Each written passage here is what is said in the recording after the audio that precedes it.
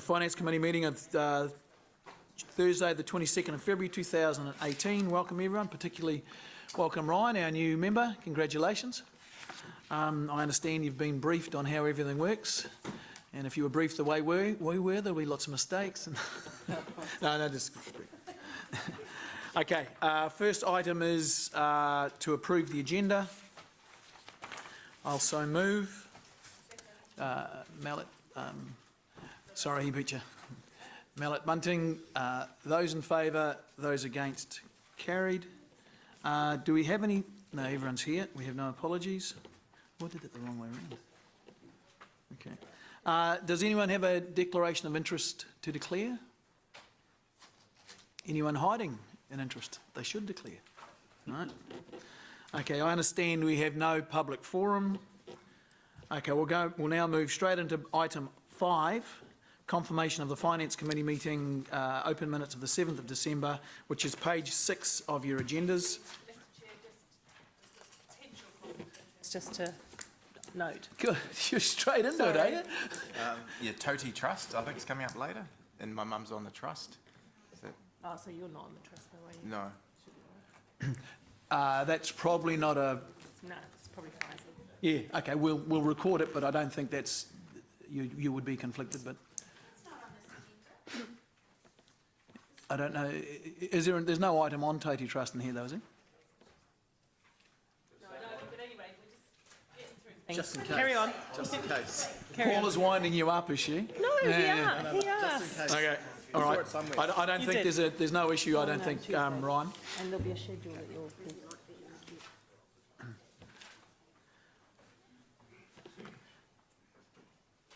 Okay, so we're still on confirmation of the minutes? Yeah, confirmation of the minutes. I just have a couple of queries. One on page 9, item paragraph 12, staff undertook to provide a separate report, but this is regarding accessible properties. Did we put a date on that? When we were going to get that report? So on page 9, paragraph 12, the staff undertaking to give us a report back. Yeah? There was no date, it was just that Okay. there was a selection. All right. So is it okay? This is a fair. That's exactly what was asked. Should we? Do we want a date on that thing, or is it something that's not time? Just set to a future GNO. Yeah. Having said that, the date now. Yep. Sorry, having said that, I think having an indicative date would have been useful, how we could add that. And I'm not sure because it's relative to a lot of the decisions we're making in the upcoming. Okay.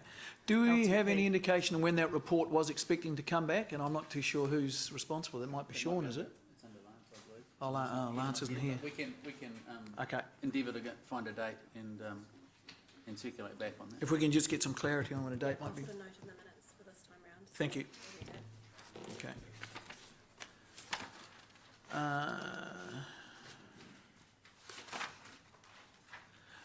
Okay, everyone happy with the minutes? Any queries? Okay, I'll move. Bunting, Mallet Bunting, those in favour, those against, carried. Thank you. Okay, item 6, which is page 14 of our agenda, is simply a schedule of the reports that are coming back to the Finance Committee for the next year. Beg your pardon? Accessible's down there for April and October. Accessible properties. Yeah, that'll be the standard report back. You're right. Can be included. Okay, I'll move that we receive the report. Mallet, Casson, those in favour, those against, carried. Thank you. Moving on to item 7, which is the recommendation from staff regarding the advance funding for design of Thomas Gordonton intersection. Does anyone want to speak to that? Is there any queries or questions from members? All right, I'll move. Mallet, McPherson, those in favour, those against, carried. Finance Committee report, item 8, page 17 on the agenda. Ian. Oh, Russell. Russell, yeah.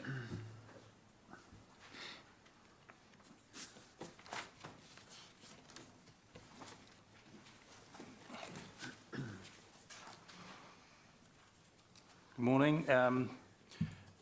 This report this month is very much a business as usual report. There are few changes from prior months, with the financial performance largely being driven by growth, development contributions, vested assets, and some increase from increased activities.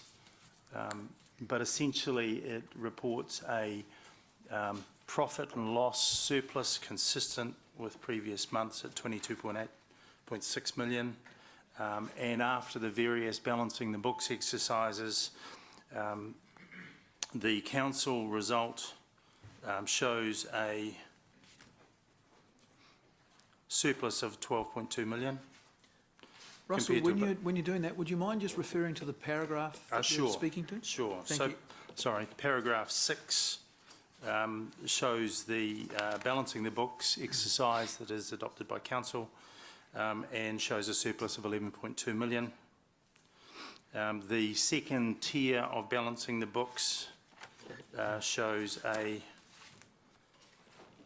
result of a deficit of 1.4 million. All three of those results are positive, favourable compared with the budget, and are consistent with prior months.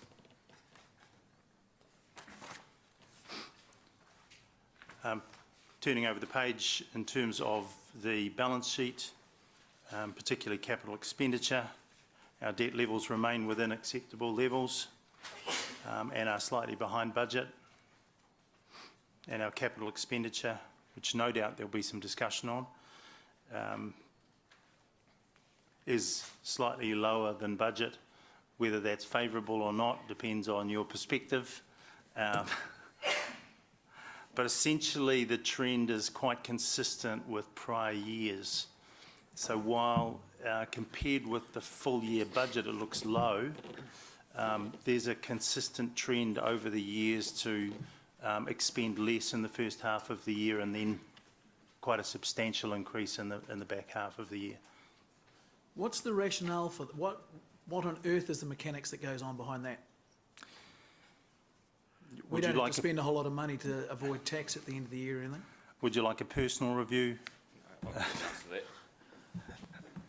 I was just passing to leave actually, but I thought I could answer because I've answered this question a number of times when you've answered it, Councillor Mallett. So, there's probably two parts, and it's getting less and less as our processes are improving. But a big part of it is we sometimes can't start planning to do work till we know that we've got all the funding lined up. So we start the planning at the beginning of the period, which means the project's executed towards the back end of the period, which means there tends to be a lump. So a lot of and also what also contributes to it is if we have got the planning sorted out, it's the procurement process that needs to be involved. We can't necessarily enter into a contract and start commencing it until we've actually got the procurement process followed through as well, which generally backloads it as well. But it's something that the General Manager can talk to about his initiatives to actually address that and try and smooth it out a bit better. Okay, so if I draw attention to page 21, at the top of page 21 there's a graph or a grid or whatever you want to call that, and you see the budget for CapEx is 3.3 million, 5 million, 7 million, 8 million, 7, 8, 8, 11, 15, 16, 17, 30. It just goes berserk. And that has been the pretty much the reason why Richard was talking about, in terms of it's about everything preparation being done once the fiscal year starts. One of the things that we're looking to do to address this, as was mentioned in the 10-year plan discussions, was to run a 36-month capital program whereby we seek those approvals up front, and that we're, rather than just reviewing the capital program in a 12-month window, which makes it look odd as it does, we'll be able to flow through the capital works associated with that 3-year program more fluently, and so that you won't see the hockey stick as much. You'll see a whole lot of people having a lot of clarity about what needs to get done, and they'll get on with it. So so it's not a matter of getting diggers and guys to build things and whatnot. Is it a matter of getting paperwork sorted out and budgets approved and tenders approved and things like that? Is it what? It's all of the above. Yep. But is there something wrong with the process we do? Is there something that we can change? Our timing of our approving our annual plans, is there something we can, was that what you've just said? The but in a General different Manager way? just referred to that. So in terms of the 10-year plan, if you think about the next 3 years, if we have clarity and certainty from councillors and approval from councillors to get on with that 3-year capital program, that means that we have the upfront authority to start engaging with our procurement processes and our design works, and that will even out the 12-month fiscal periods, because But there'll be a running- you've always had 10-year plans to work to. You've Yep. always had annual plans. We've always had the 3-yearly chopping up of the 10-year plan. Yeah, but our rhythm, if you like, through the finance committee has always only been to work a fiscal year, and so we've deferred things into previous year and asked for approval to do that. But it'll give us more authorisation or fluidity around the capital program if we're able to take that 36-month view. Okay, so there's nothing we can do in terms of the way we delegate authority to Richard or anyone else through that process that would make this a little more rational. Again, the General Manager's pretty much addressed the process for the 10-year plan. But what's changing? What is changing? The move to a 36 months approval so that we can actually then start planning an entire 36 months in one go, rather than a 12-month bucket, and we can then play between the periods as well and manage the workload that way. So it means that But a 10-year plan's an approval for 10 years. But it gets ratified every year as part of the annual plan and can change. So you can't do anything until it gets ratified in an annual plan. Well, we plan for it and we bring things forward for it, but the funding allocation is affected by the annual plan. So the other advantage, what the General Manager is referring to, is our ability to manage it as a portfolio, which means Yep. that if we're working with third parties, and that's something that Russell was just mentioning to me regarding, relying on the construction seasons for developers, for example, and they've got to get a certain amount of properties away before the next stage, and it doesn't happen because there's rain in October and it slows the construction season down, means that we can acknowledge that and we can bring other stuff forward a lot more fluently than what we currently can. So it avoids that sweep at the end of the period as well. So there's a whole lot of factors, and it's something that we're putting a significant amount of energy into from an organisational point of view. And to be fair, Councillor Mallett, your questions are really relevant given the sheer size of the capital program coming up in the 10-year plan. That's why we've come forward with some innovative ways of approaching it to make sure we cut it down. So in reality, what's going to happen in the month of June 2018, this year, month of June? Is there going to be a whole lot of diggers suddenly powering around our streets and a whole lot of roads built, or is a whole lot of work going to get done, or is some paperwork going to be signed off that job has finished and it's no longer work in progress, it's now... You'll find a lot of projects that had been planned and procured through the year there'll be a lot more projects that will end in the May-June area. That's where you'll see the financials coming through. Will the project end, or will the paperwork just be added up and approved that it's all done? No, the project will end, because it can't So hit the that's books until it's physical complete. work will get done. $30 million. That'll be the invoices for physical work. I'm unsure, GM, what large projects are in June that contributing to that 30 million. Is it a case that we're just sitting here assuming that it relates to planning and so forth, but a breakdown of that 30 million might indicate that there are some items that are actually scheduled for that period because of whatever other reason. We just don't have that breakdown to give you that granularity at this stage. Okay. But it's something. But your concerns are legit, and we think we've got mechanisms in place to address those concerns. Okay. And through the 10-year plan period, the GM will bring that back to you. Okay. Because I'm aware that where's Rob? Rob has raised the issue of the capitalising work in progress and things like, and I don't know if that's got anything to do with this or nothing to do with this, but it's kind of, I don't think it's new that we've raised these issues. You agree? It's not new? No. All right. No, it's not new. Okay. That's a double negative. So yes, it is new. The GM infrastructure can jump up and feed into this as well, I think. Councillors, like a lot of this expenditure is in my area, and the large. Say that again. It's a lot of it. A lot of the expenditure is in my area on large infrastructure. So look, we're doing really well on delivering all of our projects. We have a number of really big, high-cost projects that will be spent in that period, like our treatment plant upgrade. So the dollars are big, but it's all planned, and that's where the money's going to be spent. So we're out to tender at the moment. The tender will be let. We'll have the market price, and we'll have a lot of expenditure in the next 6 months dealing with some very big projects. Part of the reason why we've got a big one in June is when we have third-party issues, when we're working with developers, and we're dependent on when they do their work, and we often contribute, we budget for and contribute to upsize infrastructure, but we don't know the timing. So we've put it in June, and that's why there's such a large number in June, because that's how we manage the risk of the developers and the uncertainty over when the developer's going to go. And we then start reporting those through as anticipated deferrals when we get a better understanding of the developers program. But look, we are delivering all of our projects really well. We've got a lot of work that's coming onto the market as planned in this 6 months of the year, and it's work that's not weather dependent in our treatment plant, but it's high cost work. Okay, so just for members of the committee and myself as well, just an example, and you use the water treatment plant, Chris. That's a huge project, and it's lots and lots of money.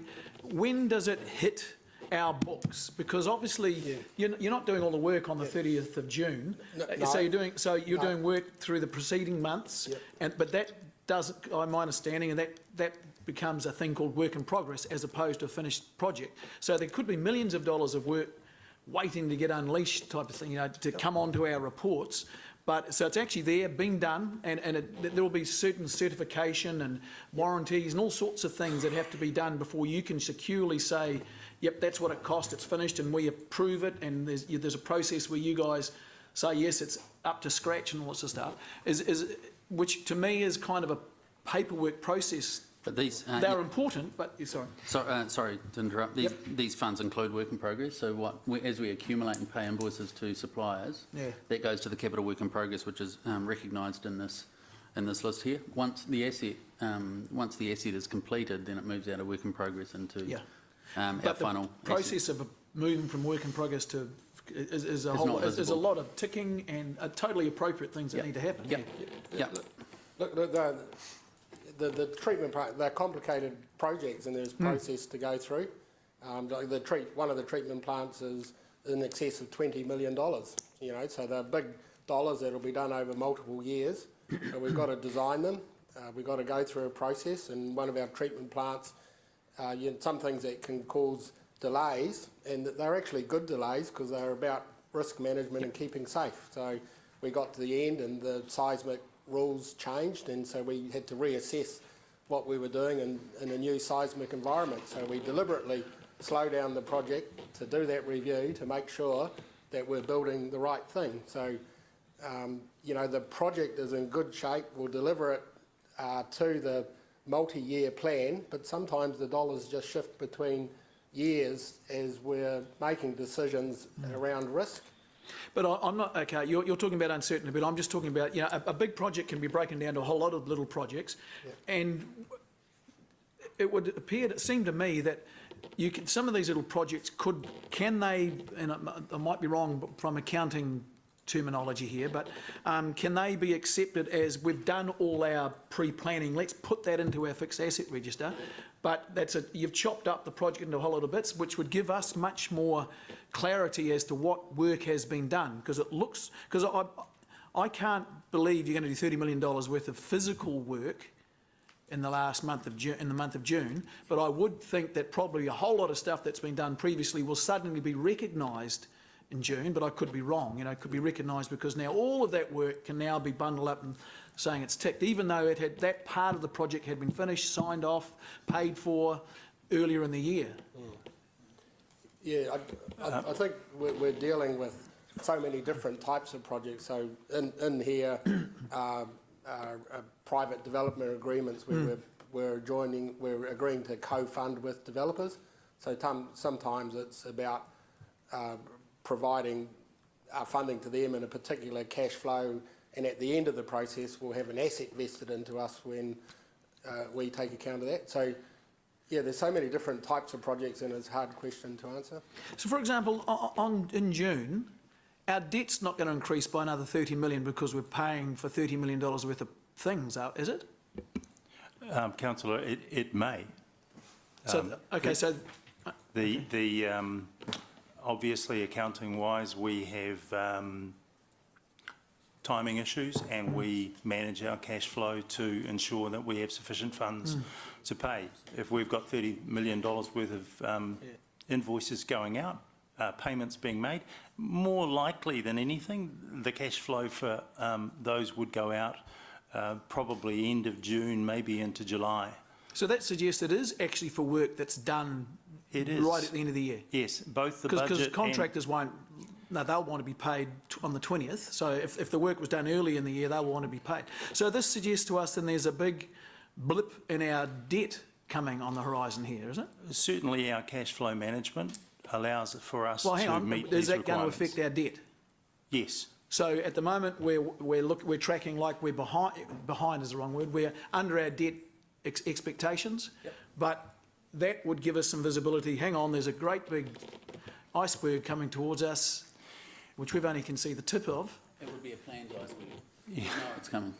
Yeah, the guys on the Titanic thought that. So just for the interest of members, we should factor into the fact that, into our reporting here, that in actual fact we know there's a whole lot of debt coming up, that at the moment the debt looks relatively rosy, but in actual fact there's this great big whatever you want to call it, this $30 million worth of expenditure which will suddenly gouge a whole lot more debt.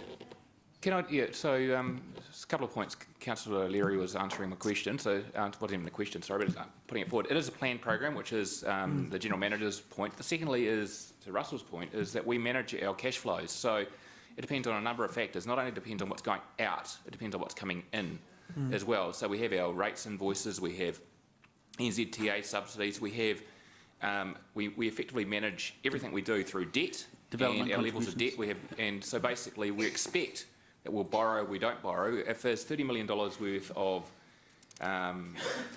of capital programs going out there, but we, because of whatever reason, have got $40 million in the bank, we'll end up not borrowing $10 million that month because we'll have the $10 million surplus, and it might then feed into the next month where there's other stuff going. So Russell's team takes more than just a monthly view of what our cash flow needs are, and what they do is they reforecast weekly, I understand.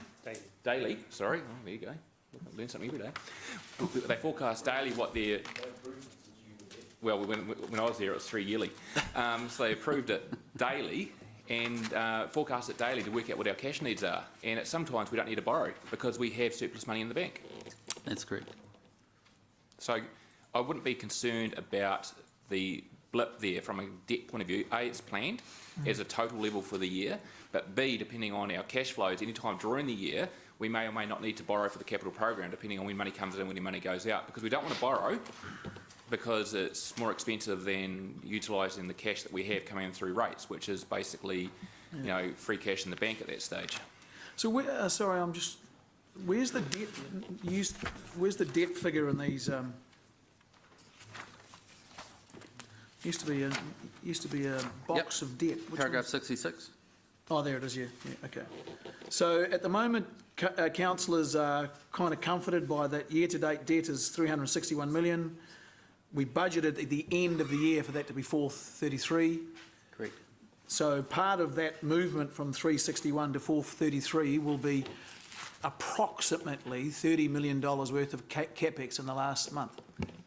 No, not necessarily. So that $30 million of capex in the last month may be invoiced but not paid until July. We raise our rates invoices in June and the cash flow comes in July, so maybe that there's actually no debt requirement to be raised for that at that point in time. So we're confusing and getting right down into the kitchen about cash flow management, And cash flow management is something that we have, we use experts in Russell's team, we use expert in Russell, and we also use our I've known Russell from a long time ago. and our treasury used to call it advisors and all that sort of stuff. So I think the comfort you've got is that we've planned for it, we manage it, we manage our programs, and we manage our cash flow against our treasury policy, and we report any breaches. So you've got to take a holistic view from a governance point of view how that all adds up to being comforted. And I think you should be comforted that everything's in hand. It's worth also adding that we have professional support in that area. We have PwC that works with us around treasury policy and cash flow. So we're not short on expertise, Yeah. professional expertise. Okay, just asking, you know. Okay.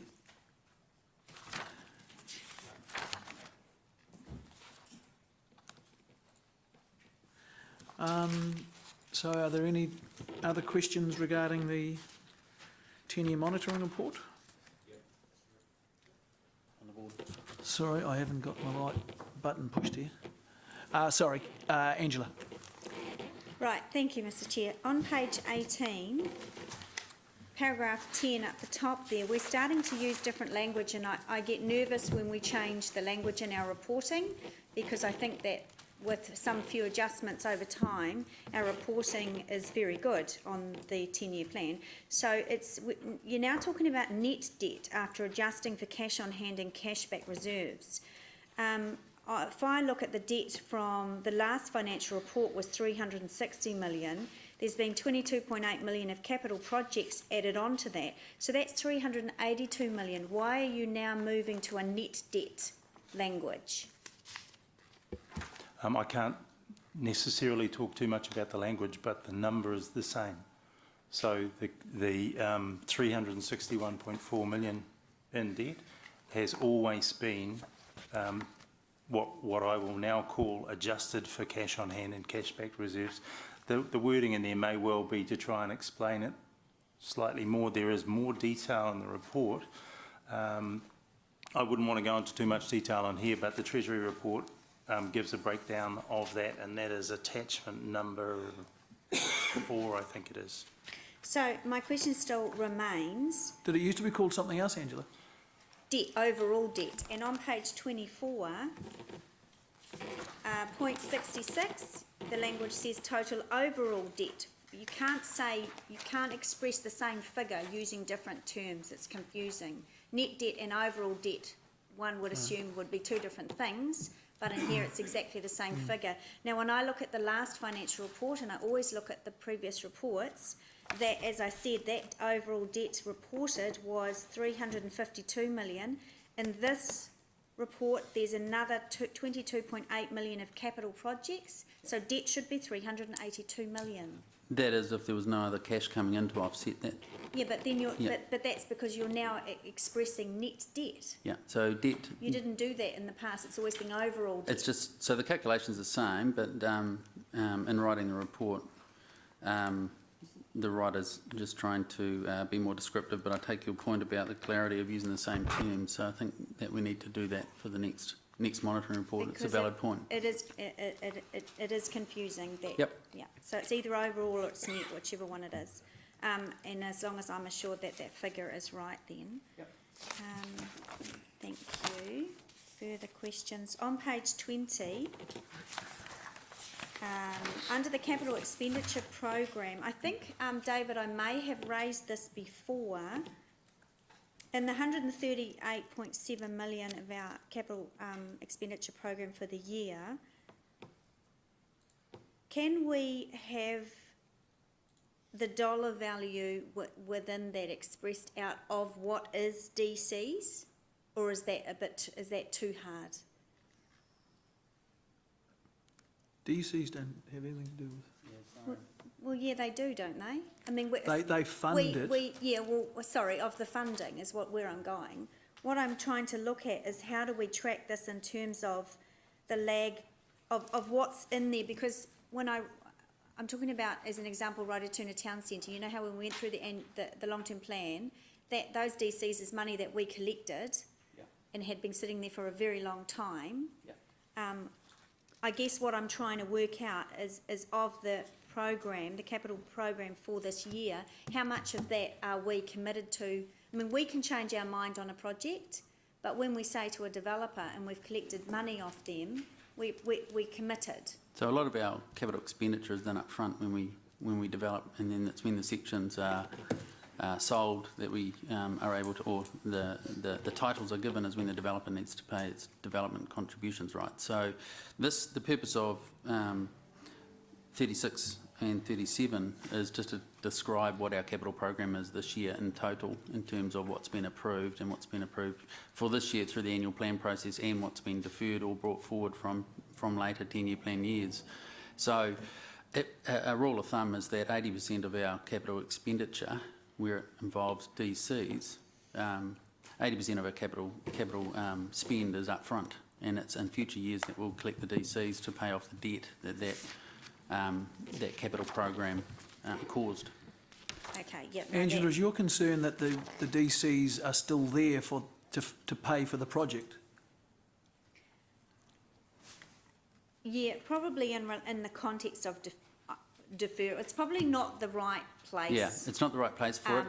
For it. Yeah, because a lot of this capital program is about building and opening up an environment for which then sections will be titled, and that triggers the payment of development contributions. So predominantly you'd say that for this whole capital program here, the amount of DCs that are sitting in reserve paid up front will be very minimal. It would be, yeah. So because the deferrals from 2015 through to 2016, there are what, 36 million dollars. Yeah, there'll be But projects that are you're deferred. They won't be that we've. But are any of those projects that are deferred, do any of them have substantial DCs that we've been hanging on? The answer would be no. No, they wouldn't be. Okay, yeah, thank you. You've answered that question. On page 20, sorry, I do have a lot of questions, but this is an important report. Page 22. We've taken, just from Waterworld, and it's not previous discussion, but we've taken money from 2022, 5.6 million, and we've brought it forward. We don't actually have a bank account with that money sitting there for the year 2022. So we take that from the current year's budget. That's correct. We fund these projects out of debt, so it would be just bringing it forward and altering our plans in terms of debt management. I guess I'm a bit concerned at how we do that, and I'll have a conversation with you, David, offline. But when I look at all the risks and opportunities and add up, if we take the risks and opportunities of 7 million, what we're bringing forward of 6 million, balancing the books for this year, if we take those figures off, we're already at only a surplus of 1.8 million. I know we're saying here we're tracking pretty well. We've got millions in the bank, but the reality is we don't, and we're not even through the year yet. So I'm not sure. It's a good point to raise, that we have to be very focused on our balancing the books measure when we're approving additional spend over and above our budget, because it will impact the balancing the books. Yeah, we're already at only a surplus of 1.8 million, and I haven't taken off the 6 million from the park and ride, because that will come, I'm assuming, that the next report. So we'll be looking at a balancing the books deficit of $5 million. No, the park and ride will be capital, so it won't hit our, of course it won't. Okay. balancing the books. But the theory is valid. Yeah. All right. So I know we look at these figures and tend to think that's a great operating result so far. So we've got a surplus of 22.6, but we don't. Yep. Not at all. On okay, I'll get rid of some of these questions because I don't want to take up too much time. On page 25, David, 78. Thank you for including that graph for the vested assets. I did find that I did ask for that last meeting, you did. And so my question then on seeing that, and that's only obviously the big dollars for vested assets. We know pretty much when these projects are going to be finished, when the assets are going to be handed over to us. So I'm assuming we plan in our budget for depreciation. We do. Well in advance. As you can see, the there's a significant amount of vested assets there Yeah. of 13.5 million. The actual impact is because of the life Yeah. of vested assets is Yeah, it's and fairly low. as a percentage of our total depreciation numbers quite small. Yeah, no, And that's half of good. it's land. So I found that really helpful, so I appreciate you including that. On page 26, under the revenue and expenses, down the bottom, under expenses, David, Russell, operating and maintenance costs, you've got there note 12, but there isn't a note 12. Oh, sorry, note 12. Oh, over the page, note 12 says other expenses. It's not for operating and maintenance, and the figures don't add up either. So I'm not too sure what happened there. To be fair, nor am I. No. Why do I always find these in the report? That's well picked up. No, it's not that I asked first. Okay. And administration costs, there's no note for them, and yet that's an $861,000 deficit, which is a substantial deficit. But it's probably in the activities, but I wasn't going to go through all of them and add them up. No, it's not. So I don't know where the note is. Can you email that to us after the meeting? Sure. Just so I can follow the money. You know, I like to follow the money. I'm nearly there, folks. Thank you for your patience. Page 41, actually,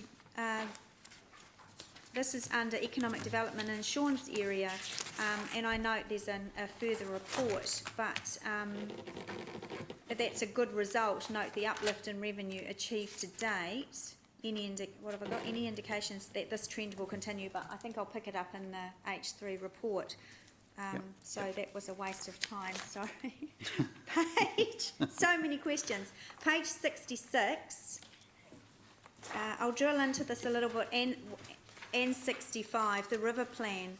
This is note C on 66, and the line item is on page 65, 1.25 million. It says work is now expected to be completed in the first half of the next financial year. Now that was an annual plan decision, and when we did the work through the working group on that, it was identified that the opportunity of doing that work was because we were doing VOTR. Now VOTR has been done, the diggers have gone. Yep. I'm really disappointed to read that there's a problem there. So can we have an explanation about that project? And I know Lance is not, there's Helen's here. I'm just not clear about your question in relation to page 66. That's the deferral that from last year, wasn't it, into this year? So this is for the for the 1.25 from annual plan. Yes. We're only a couple of months towards the end of the year. It says work is now expected to be completed in the first half of the next financial year. So that's telling me there's a delay in the project. What's going on there? Okay, we have got a report coming to the March council meeting. So largely it's been around the jetty. So the jetty, the existing jetty at the ferry bank, which is we are required to looking at upgrading. The issues around it are that it basically needs more to upgrade it for it to be usable for boats. More days of the year it needs more water under the jetty. So we've had to do more surveying and archaeological assessment than we had anticipated. We've received some of those reports. We are looking at those options now, and we have got a report coming back in March. So have we spent any money on the project? We've spent only a small amount on surveying and in the assessment. So as I said, the task force, and it was signed off in this annual plan, that the opportunity was that the diggers for VOTR were there and the promenade was supposed to all go ahead. So the diggers for VOTR, are you talking about the boardwalk now? To connect, yeah. Yes, yeah. okay, so the other boardwalk, promenade. which, sorry, That's think okay. that separately, is, we've got a report coming in March. There are some things that we need to consider, again, in terms of the geotech of the site. We do want to look at some mitigations around the for the tenants in the apartment. So we want to look at that a bit further. This is what we'll be asking in March. And we also do need to consider, if Central City Park goes ahead, how council wants to move forward with the boardwalk, because there will be some implications there. So we just want to make sure that we're bringing that information forward so that you can make an informed decision. So Mr. C is not here. Thanks, Helen. This very much concerns me. He's not here, is he? He is here? This really, really concerns me.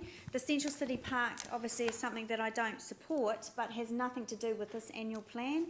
And with the greatest respect, it feels to me like there's some delay happening on purpose to line it up with the Central City Park or something else. And that, I'm saying that with the greatest respect, but that is the perception that I'm getting here. And that's just not on. So just to it isn't a deliberate delay, and we will be coming back in March, so we're trying to get that information to you soon. It's just that it is a big investment. If Central City Park were to go ahead, you'd be achieving the same benefits as you would from the boardwalk in terms of those connections through. So we just think it's important that council take that into consideration before making that investment. So why haven't we had a heads up about this prior? We're nearly at the end of this annual plan. We nearly finished this year, and I'm only just hearing about it, and I had to read it in a finance report.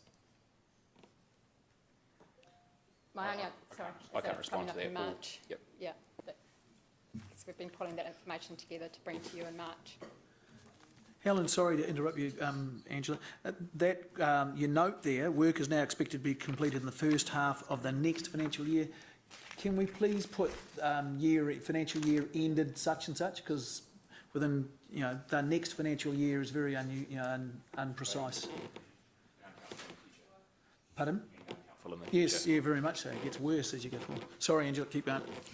That's all my questions. I'll have some debate. Thank you. Thank you. Paula.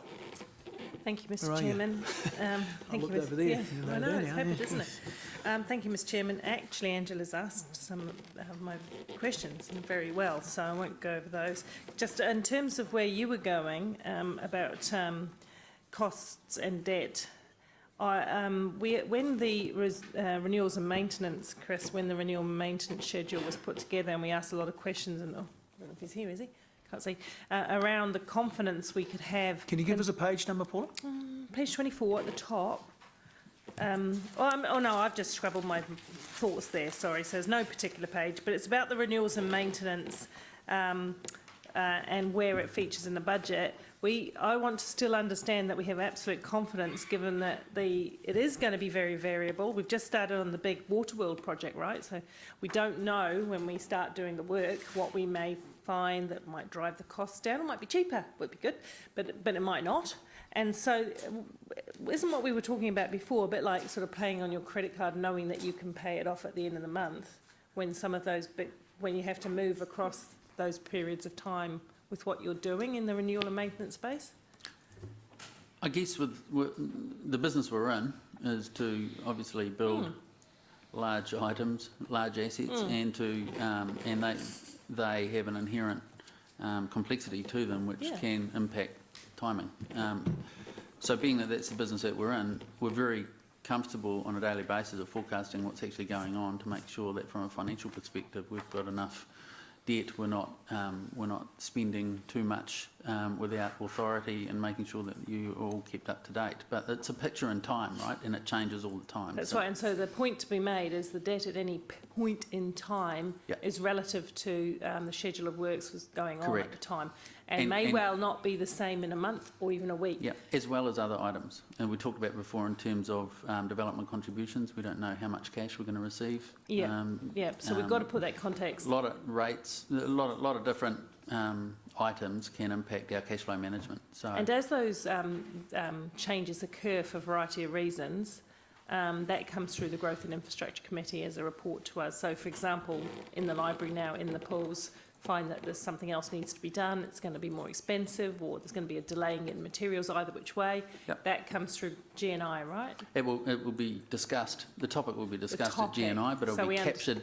But the money will be captured. It will always be captured here. This is your source of the truth at a point in time. So we as councillors ought to be reasonably comfortable with a little bit of unders and overs in I that think respect. the key thing is that we keep our eye on the balancing the books, and we understand that when we make a decision to spend an amount of money, that we understand what the impact of that is on the balancing the books. So Is that it- it's a decision that's Thank you, and I was No. looking at page 20 on the capital expenditure programme for 2017 and 18, and then I was trying to reconcile them with attachment 5, where the indicative deferrals explanations, I think, sit, unless I was looking in the wrong place, and it didn't seem to come up to the same amount. I'm just really interested in keeping clarity of the details, because we defer work, that's fine, and then in some instances we've actually, the two other bottom ones say that we've used risk and opportunities, 5.5 million, and we've also brought forward, and I wanted to know what this was, brought forward future 10-year plan programme. I don't know what that is, because I just don't see the detail anywhere in the appendices, and it may well be me having overlooked. Wasn't that the water world thing? Yep, that was the I think water world. So I is think that the part of water there world? is a thing where that's Yes. identified. Yeah. The trouble is with, in the summary at the front, sometimes it's really hard to see. So the summary at the front, if That you're is. referring to paragraph 37, the Yes, I am. summary at the front talks about deferrals, but it only talks about deferrals from prior annual plan years. So where we later talk about deferrals in Future, paragraph 44, indicative. we're talking about this. So taking that whole $138.7 million capital program, we're then noting in paragraph 46 Yeah. of that program, $17.8 million of that program Right. is at risk of being deferred into the future. And that's the ones in the schedule in Appendix 5, isn't it? That's correct. Yeah, I just want to keep, we do make decisions in the various committees, and that's where the pool decision was Sure. made. But then we lose sight of that in the overall numbers when Yep. just want to.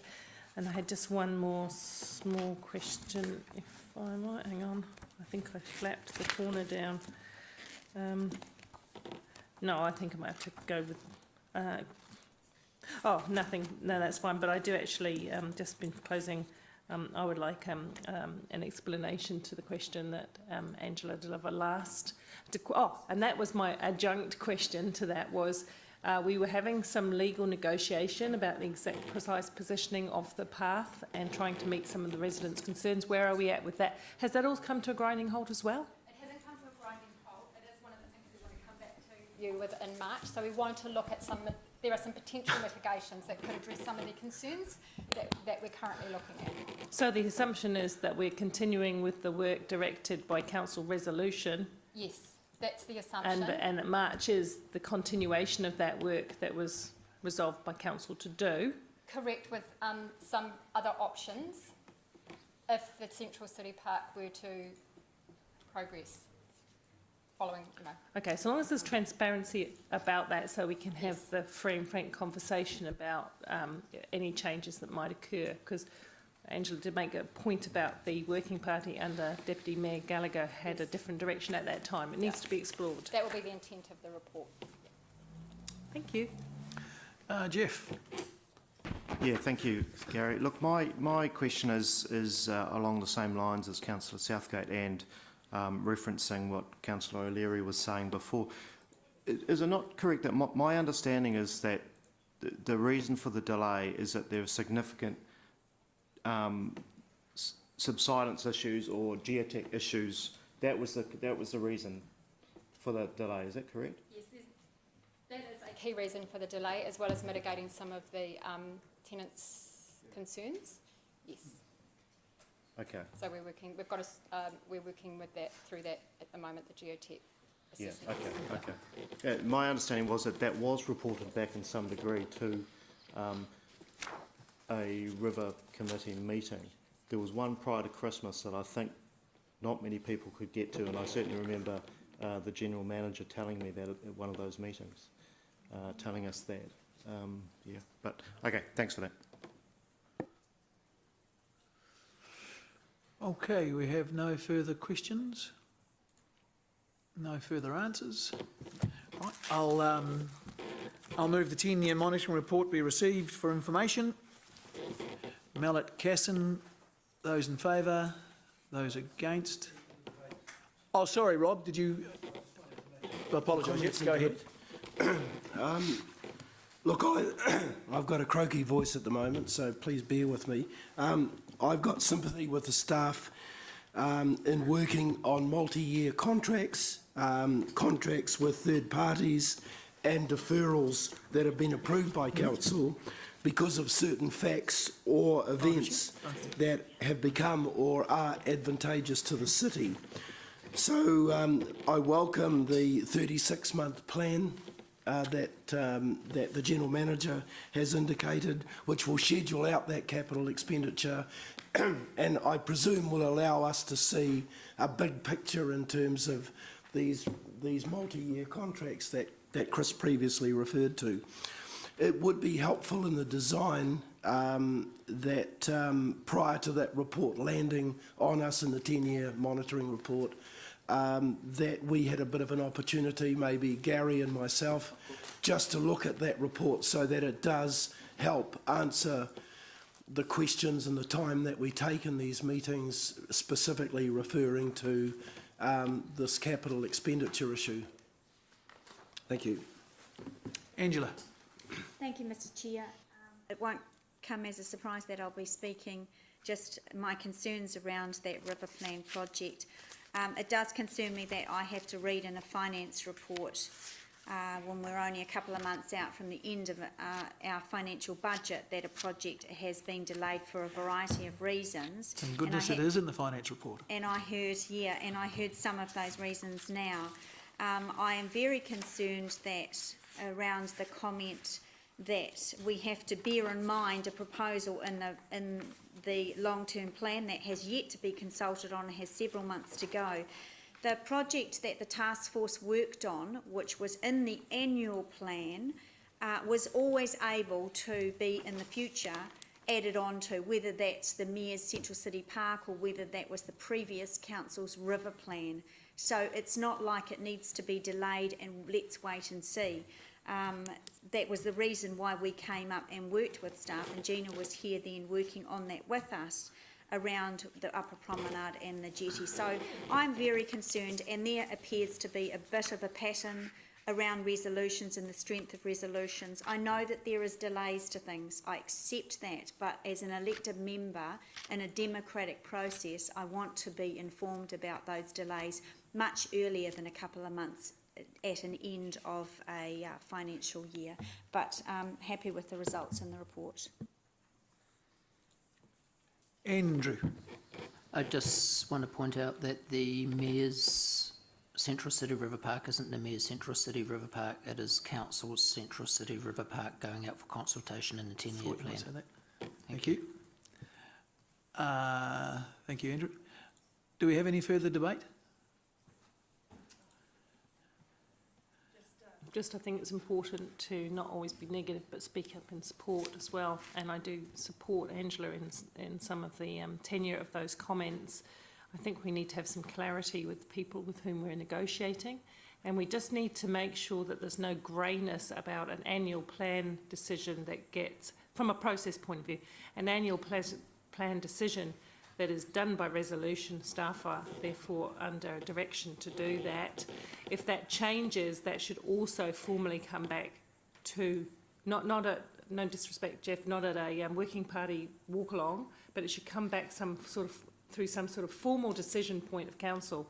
That's fair and reasonable on staff, then they know that council has shifted their focus to something new, and that's where we're going. And it gives the public a fair look at it too, because there's a little bit of misunderstanding. And to be honest, I don't feel we've had the fulsome debate about where we are with that potential high boardwalk anymore.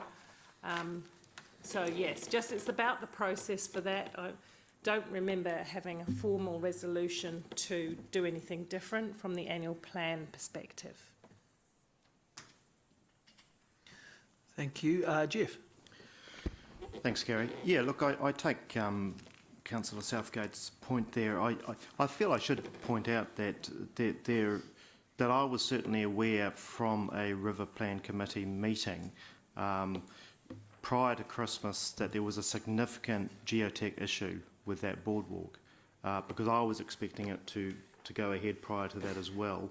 But I understood it was a very significant issue, and I was informed at that meeting that it was going to cause a significant delay. And so I wasn't surprised when I read this today. But I understand where Councillor Southgate's coming from.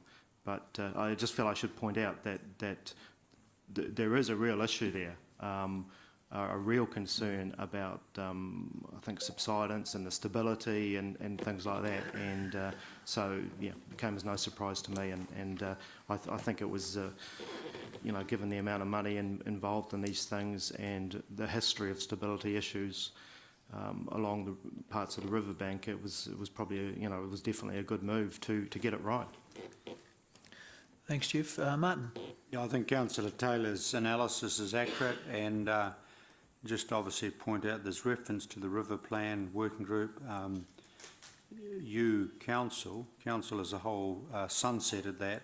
That group no longer exists because your resolution was that it terminated on December 31st at midnight on that day. So obviously we're moving forward, and obviously we'll be tied up with the 10-year plan as well. Just what is the appropriate mechanism to have oversight. But I do, my understanding is crystal clear. There is major engineering issues potentially, and also obviously wanted to try and arrive at a situation where the occupants of the apartments there had a greater comfort level. Thanks, Martin. Henry? Sorry, Siggy? Whatever. I just saw Henry on. Never mind. I mean, officially I wasn't part of the working party for the river, but I turned up on most meetings, and I did send Deputy Mayor Gallagher on the 8th of February. I sent him an email asking about the walkway, the extension. I didn't actually get a satisfactory answer there. Now it's all, I wasn't clear on the geotechnical whatever difficulties, and it would have been just nice to have that answer given then. That's all, because I did ask for it on the 8th of February. So because I was under the impression we have got this machinery there and we're moving forward with it, and I never heard what you said, Councillor Taylor. So it would be just nice when you do ask some questions to actually get an answer quicker than now hearing it here. Thank you. Okay, do we have any further debate? I think we've got a mover in a second. Oh, sorry. I thought I'd sent that on, but if I didn't, I apologise. I honestly thought I'd sent it on. But let's be crystal clear, because I don't want any misunderstanding, and I think it would be good if the relevant staff could just give us an update status report in writing about the geotech issues around that path and the discussions that are ongoing with the apartment owners, so that we're crystal clear, and obviously Ziggy's valid points are picked up. Helen's vigorously Yep, nodding we'll take her head. we'll take an action and get something sent through. What did you say then, Angela? We're getting it in March. Okay, yeah, okay. All right, thank you. Is there any further debate? Now, not too sure if we've got a mover in a second, have we? We have, okay. I'll move that the 10-year monitoring report be received. Those in favour, those against, carried. Thank you. Okay, we're now on to item number 9, page 67, Key Projects Monitoring Report. Yeah, I'll just take it as read, and It's actually white. happy to take questions.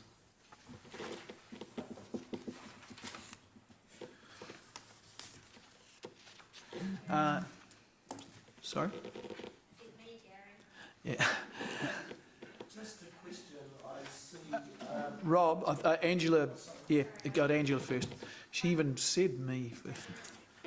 Do I have to move? I would like to see the river project and the Water World Renewal Program added to the list.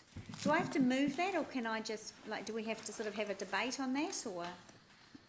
It's been a while since we've added something, but I know elected members can add things to Yes, in its yes, key project. happy to add those too.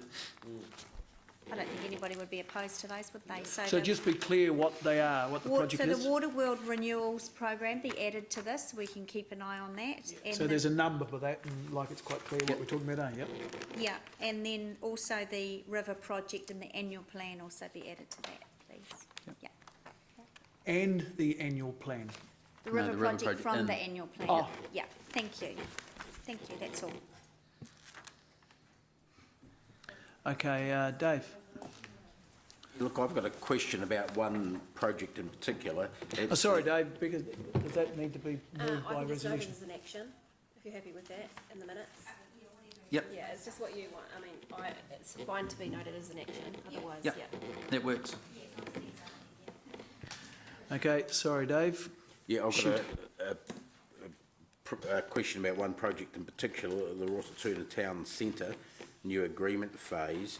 My question relates to the design and concepts of the whole town centre. I have some concerns that the design of the library and that is basically old-fashioned, not including new thinking. I know that there is a proposed visit to Te Awamutu. A number of councillors have seen what they regard as perhaps an even better example of the public buildings down in Christchurch. And I don't want to go into this in too much detail because my purpose is to find out where and when we're going to be able as councillors to have that input. A number of councillors have expressed to me, and I share it, the concern over the predominance of car parking in premium space at Rotatuna. I don't think that the concepts we've seen to date have satisfied a number of us around the table. I think that's being fair when I say that. So we need an opportunity to chew that around a bit and perhaps in a workshop.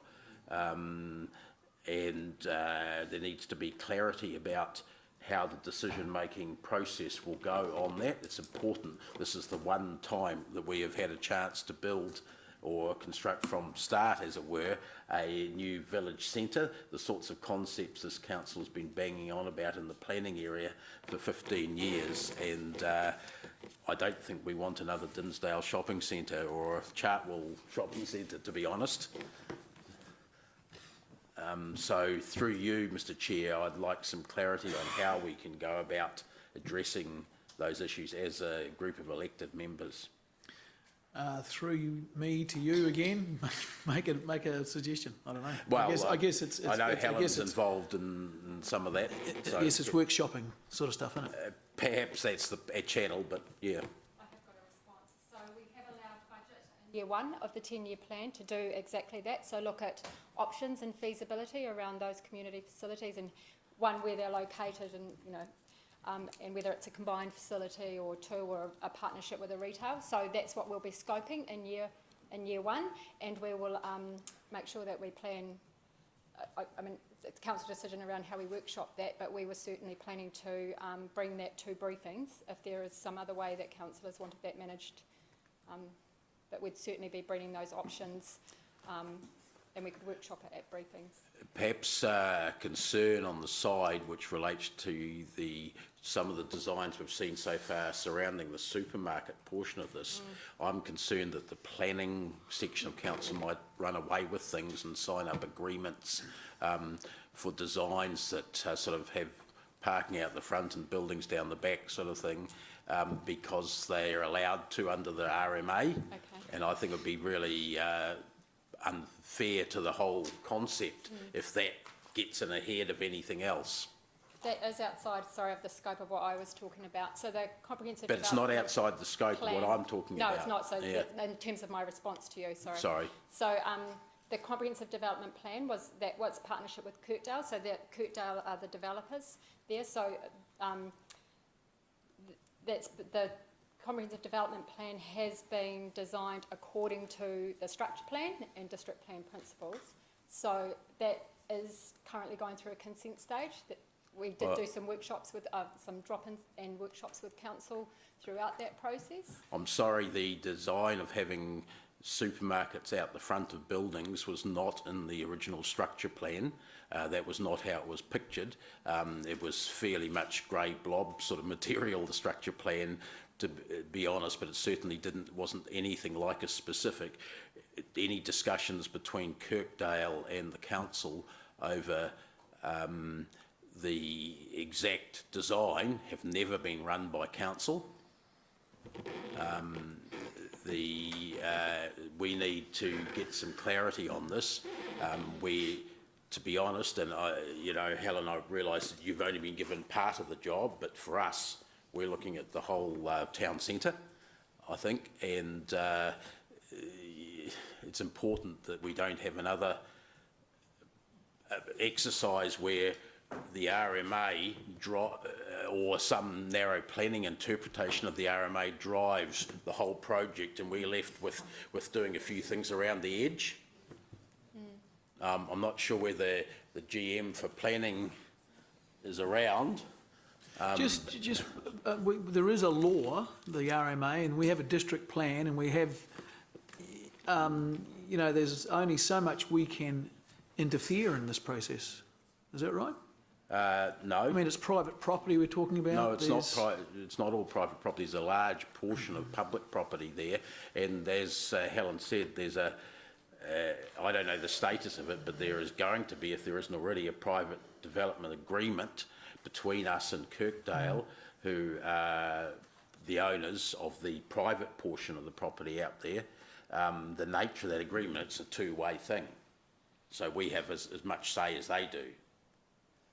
Once you decide on the footprint for a certain element, say a supermarket, then yes, the owners of that will decide within that footprint, according to the RMA, what they're allowed. But the question of where the footprints go and how they relate to each other, I would imagine would be part of the private development agreement. Look, I realise it's not strictly a finance area, but it's a key issue that's come up here and it's not come up anywhere else. So we need someone to be able to give us some clarity on the process around this, how far things have gone. Helen's only been given the job of looking at our share of the town centre, of the area, the public areas. I have been involved. It has been a 3-year project, but you're right, it's not a finance matter, and I'd be happy to come back with and update council where that's at, and bring the appropriate planners in to that meeting. Well, who's the acting CEO in this room then? Can we, is it David? And I'll be. Can we, it's spoilt. Just in Very time. short reign you had, eh? Saved by the bell. Absolutely no impact whatsoever, David. Now that he's heard, we'll tell him what it's about, he's going to take off again. You just ruined it. I was going to be acting CEO. I'm the acting CEO. Very good acting. In your acting capacity, Mr. CEO, when are we going to get the opportunity to have a good long look at the shape and nature of the Rototuna Town Centre as elected members before the planners run away with everything and sign it up and say it's the fault of the RMA? Sorry, I'm being slightly facetious there. I'll follow up and get back to you and let you know by the end of today, Dave. Is that sort of like, don't call us, we'll call you answer? It's the fact that I don't know the answer. Okay. Can we have that treated with some urgency, because from reading between the lines, from what I'm hearing from Helen, some decisions may be on specific design, may be being taken or have been taken already that we're not aware of or not have had no part in? Okay, I'll follow that up and get back to councillors. Becca's going to put in a note in the minutes that we've requested additional visibility on this project. Thank you. Thanks. Rob. Look, I agree with Councillor McPherson, and it is a financial issue because this is an $18 million spend by the council, and I think that we should have as much say as to where it goes, where our building goes or our development goes, as other parties might. So I'd like to see a briefing earlier rather than later. You may recall that during the 10-year plan deliberations, we talked about different ways of funding that $18 million too around, you know, public-private partnerships and so forth. So I think a briefing sooner rather than later would be desirable there.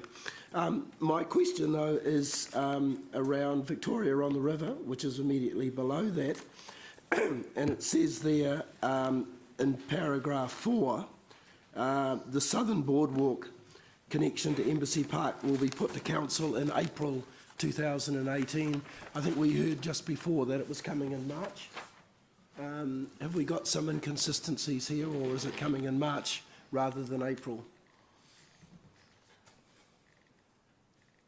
So you're talking about the graph on the graphic on page 51 and the commentary there. I'm on page 71. 71, beg your pardon. Yeah, 71. and it says there that the Southern Boardwalk connection to Embassy Park. It'll be coming back in March, so we'll report on that in the March report. Okay, so that just needs to be changed to March. Yep. Thank you. Thanks.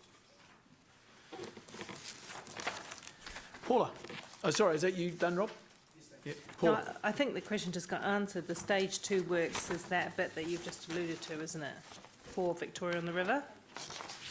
Yeah, so that's fine. And the only other thing I was going to say in terms of the design of the Rotatuna hub, we were going to include some local consultation, weren't we? Because we've talked quite a lot about potential good designs for doing something fresh and fun and interesting. On the final look of the Rotatuna Town Centre. Oh, absolutely. So we'll be doing a public day at Rotatuna Town Centre as well, and we have been meeting with the Community Trust out there. The Hamilton also, East and Community. the Rotatuna Community Trust. You're talking about Rotatuna Town Centre still? Yeah. And There are some other groups out there. yes, absolutely. So we're going to be doing some public consultation out there, and but we certainly won't be making any decisions on the design of the community facilities and until we've done more feasibility around options. Yeah, okay, so I support that. I think you should turn, we can talk about who we should be talking with, but I hope consultation doesn't mean presenting a picture and going, well, there you are, what do you think of that? I hope it does actually involve them co-designing their local community outcomes. Absolutely, particularly around the community hub and what the requirements are for that community. So it's an exciting opportunity. Yes. You all done? Okay. Leo. Yeah, just probably a question for Andrew over there. Concerning the ring road land procurement, is this likely to hold up the progress of this? Not at all. So it's not strictly purchasing land. It's land that council already owns, but it has a very rich history that underpins ownership and first rights. So we're just working through that, but it doesn't hold up what we're doing. You know, we've let contracts as a council, and there's earthworks happening on site at the moment. So it's not slowing us down in a physical sense at all. We're full steam ahead. Okay. Andrew, on the same point, which is exactly the Ring Road land procurement, is unresolved and additional funding required to complete the project is subject to approval in the 10-year plan. How much additional funding is required? So the draft 10-year plan has the appropriate level of funding. I just can't recall. Can you remember what it was? Okay. It was from memory, including past financial years, this financial year, and then what's in the draft 10-year plan. From memory, it's 40 million. But there's a paper coming up later on today in relation to all of the funding on the Ring Road, so I could speak to it more fully then. Thank you. And the other, just on page 68, paragraph 8, there have been delays in the current schedule. This is regarding Puketi 3 wastewater treatment. The project schedule will be monitored closely. Just what's the risks around that? How urgent is that upgrade? Oh, it's a critical upgrade for the treatment plant, absolutely critical. But Chris mentioned earlier on today that we've just done due diligence around some of the seismic responses with the new information that's been coming through over the last few months. Yes. So, but we're on track. We've completed the designs now. We're going to tender. It's going to be in the next few days, either Friday or Monday this week. We're out to tender for the final construction phase, and then we'll be bringing that back to council with a recommendation once we've been through that procurement phase. But we're on track for contract award in this financial year and work starts. So it hasn't created a material delay to what is a multi-year project, but it has caused just 2 or 3 months of slippage, just while we work through the right seismic response on site. Okay. Thank you for that. Okay. Any further discussion? Okay, I'll move the, the key projects monitoring report is received. Have a seconder. Bunting, any debate? All right, I'll put that. Those in favour, those against, carried. Thank you. Okay. We're now on to we've just done key projects monitoring. Okay, item 10, page 73, the 15 to 25 10-year plan service performance report, year end, year 3, quarter 2. I think you've got Sean. Oh, there we go. Geez, you're wearing some fancy gear today, Sean. Thank you, Chair Gary. Yeah, sure, yeah. Good morning, Mayor Andrew and councillors. So this is our normal quarterly report on the performance report. We'd like to just draw councillors' attention to the table. There is a new column that is added to the table, which is that first column with the green or red buttons in it. That actually tells you what our expected status for these performance indicators will be at the year end. So staff have assessed, are we going to get these back on track, or what will the status be at year end? Overall, 61 or 79% of the statuses are on track. One needs corrective action and it will come back on track.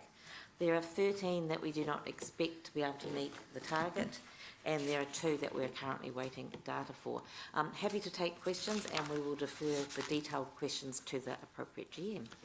Thank you. On page 75, at the bottom of it, under water supply, there's the percentage of real water loss from the council's network reticulation system.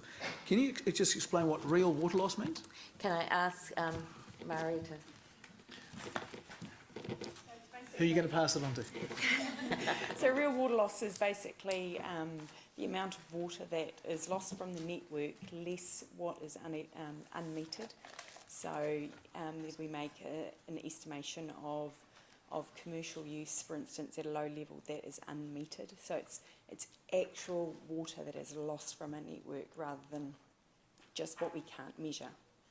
Because you'll know the percentages, I don't, but a huge percentage of our water is not metered, so you wouldn't have a clue how much we lose. Is that right? Well, we meter all water in terms of we have metered water leaving the treatment plant and metered water. So you know how much leaves? Yep. Yes, and we're putting in, we've got a program to put in more metering and to understand what's happening in different areas of the city, but not individual residential metering. Yeah. Yes, that's right, yeah. But from the junction point to houses, predominantly, we could, well, you're not losing 100%, but we could be losing an unknown amount. We are losing an unknown amount. That could be immaterial or it could be massive. Yes, that's right. And the idea of the district metering that we're putting in at the moment is to help us or aid us in understanding which areas might need further investigation to identify or to pick up on that. So there is a process whereby that metering will get closer and closer to the home? Yeah, I mean, we're talking probably 1,000 to 2,000 households, so, yep. But it will give us an indication of if there is a particular high water use in one area compared to another, that it needs further investigation to identify where the water leak is actually occurring. So if there's a high usage at one of these junctions, or what do we call them, it could be because those people are just using a lot of water, or it could be that there's a lot of water that's being lost between that junction and the home.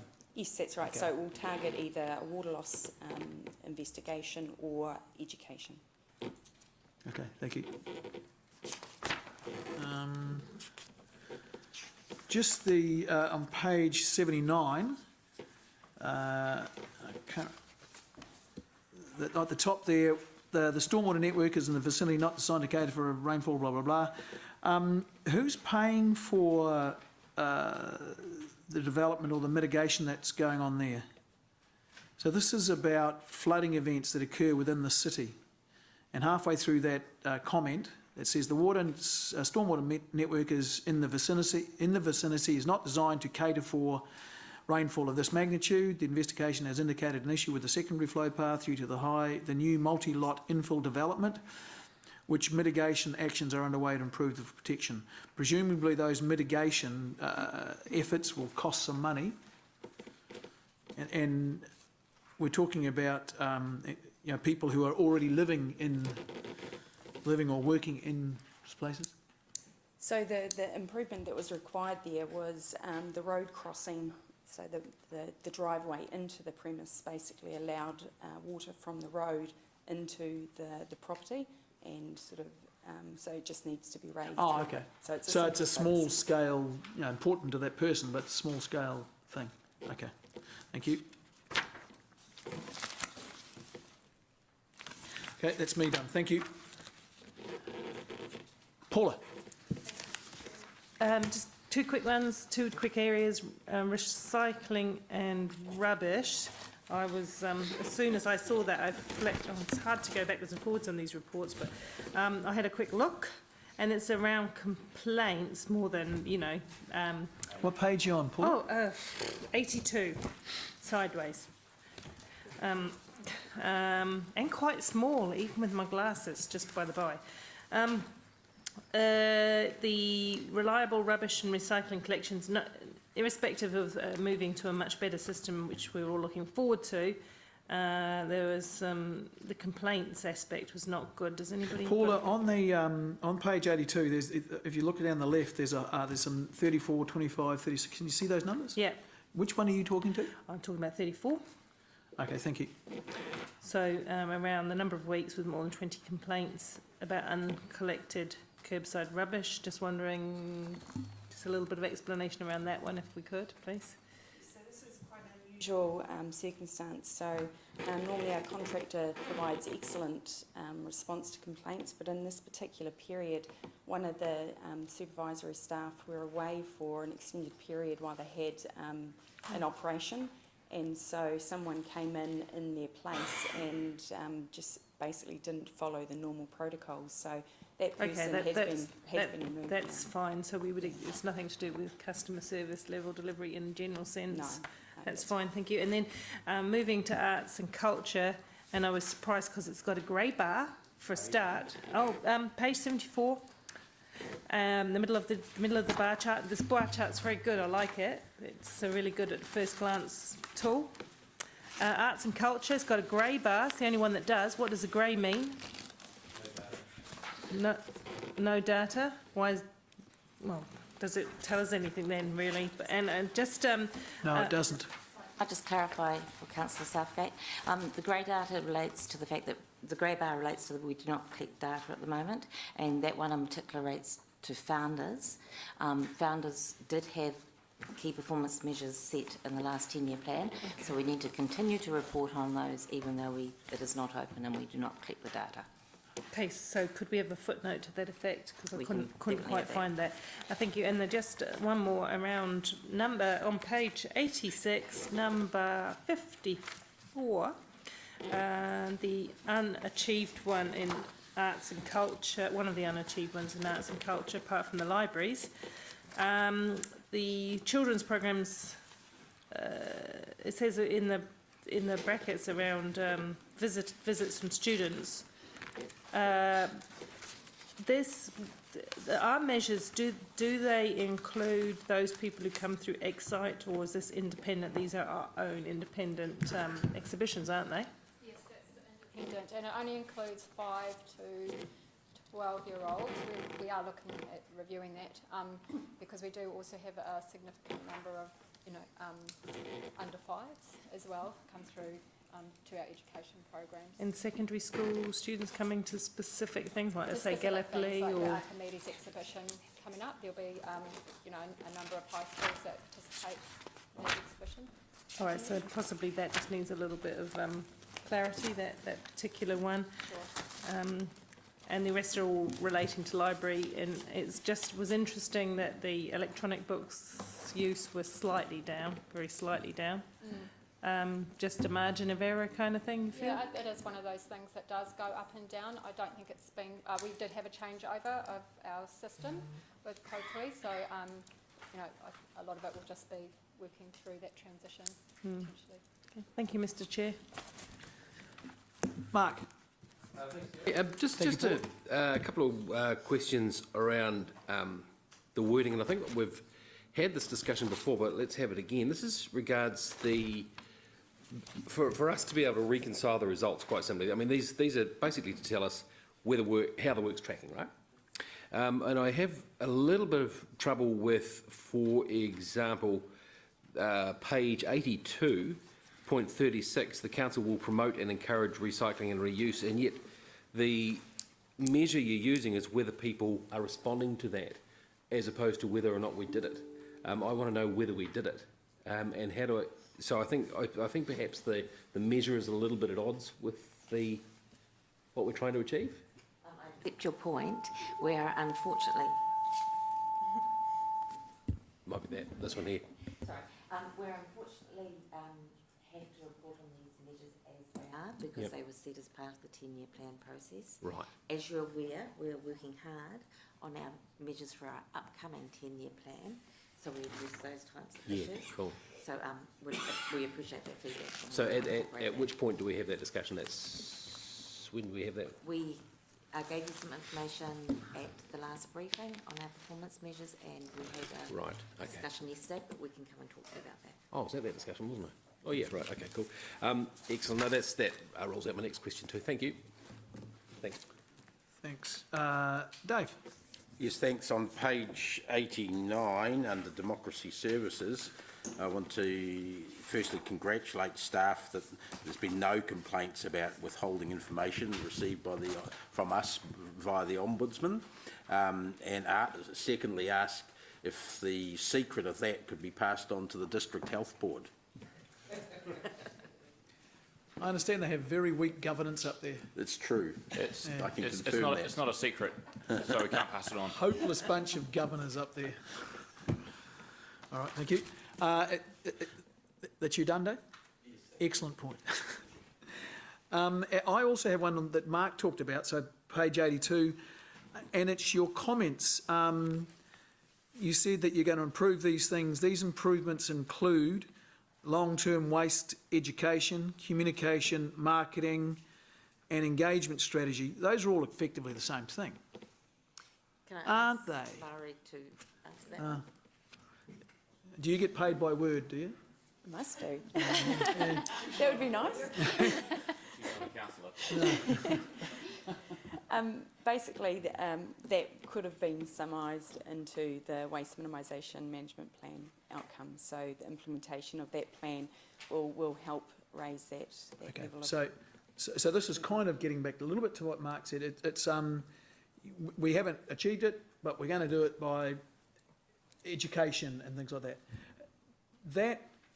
Because Mark was saying, how are we going to do it? Well, how are we going to do it? But this is one of those things, we have to do it through the community. I mean, we can't employ people to go and sift through, well, we could sift through people's rubbish, but we're wanting to get the community to learn how to do it. Is that right? Yes, that's right. So there'll be, yes, that's right. Yeah. Okay, thank you. But you could probably do that with one word.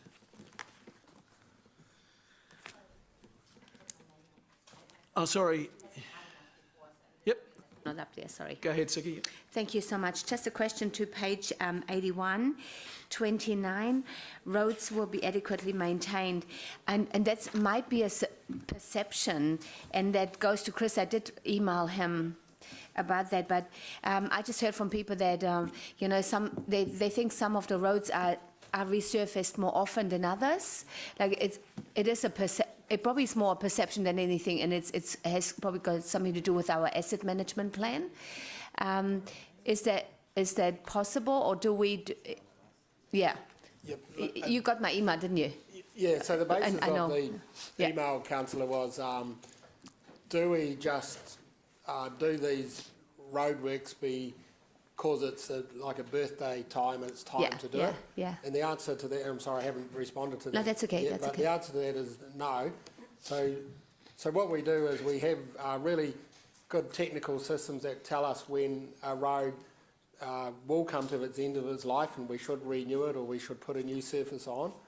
But it's then validated by our own site inspection. So you go out and you look at the actual road and just check that the data is actually, that the road is actually needs the repair. So we won't do work if the road doesn't need it. Okay. We also have another process now through our, we call it RATA, which is our regional road asset team, where we visit each other's sites and we're looking at their sites and comparing them to ours, and that's all designed to make sure we've got lots of experts looking at them to make sure we're only doing work that is needed. So we do have lots of processes in place to validate our information that tells us roads need to be done. So I apologise, I haven't got that email through to you yet, but I think councillors should have confidence that we're only, what we're trying to do is intervene at the right time. So we don't want to intervene too early because we're wasting money. Equally, we don't want to invest too late because if a road starts to deteriorate, it'll deteriorate very quickly. Yeah, yeah, as we have seen. Yeah, thank you so much. No, that just gives me confidence when somebody talks to me about that I can respond in that manner. Thank you, Chris. Yeah, that's all. Thank you. Are there any further? No, there's nothing on the list. No names on the list. Okay, I will move that we, whatever we're supposed to do with this report, receive it, I guess. Receive the 10-year plan service performance report. I'll move. Mallet, Casson, those in favour, those against, carried. Members, I'm 10 going through till 12. We may get through the whole meeting by then, may not as well. But if you're thinking hunger, you've got half an hour to go. Okay, we're on now on item 11, the H3, which is on page 90, which is Sean reporting on H3. Thank you, Chairman. Look, I'd just like to take the report as read. I think the best thing would be for me to answer any questions that people may have. Sean, I've got a concern, just looking at page 93, revenue's gone up from last year by 322,000,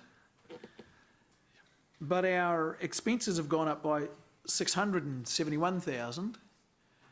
So we're paying $1 worth of expenses for 50 cents worth of revenue. Is that what's happening? Well, we've got a new budget that we're operating to this year, which is, has been recast. We've got a few things that are challenging our cost lines. We are... But so just, am I right in saying that we are getting less return for our expenditure than we did last year? I'd just like and this is not a trick, I'm just trying I'd just like to have a look at the numbers that you're looking at, because if you're looking at, are you looking at our year-to-date? Yes, I am, yep. So our year-to-date actual is, operating costs is coming at 5.9 compared to 5.2 the year before. So that's what you're referring to?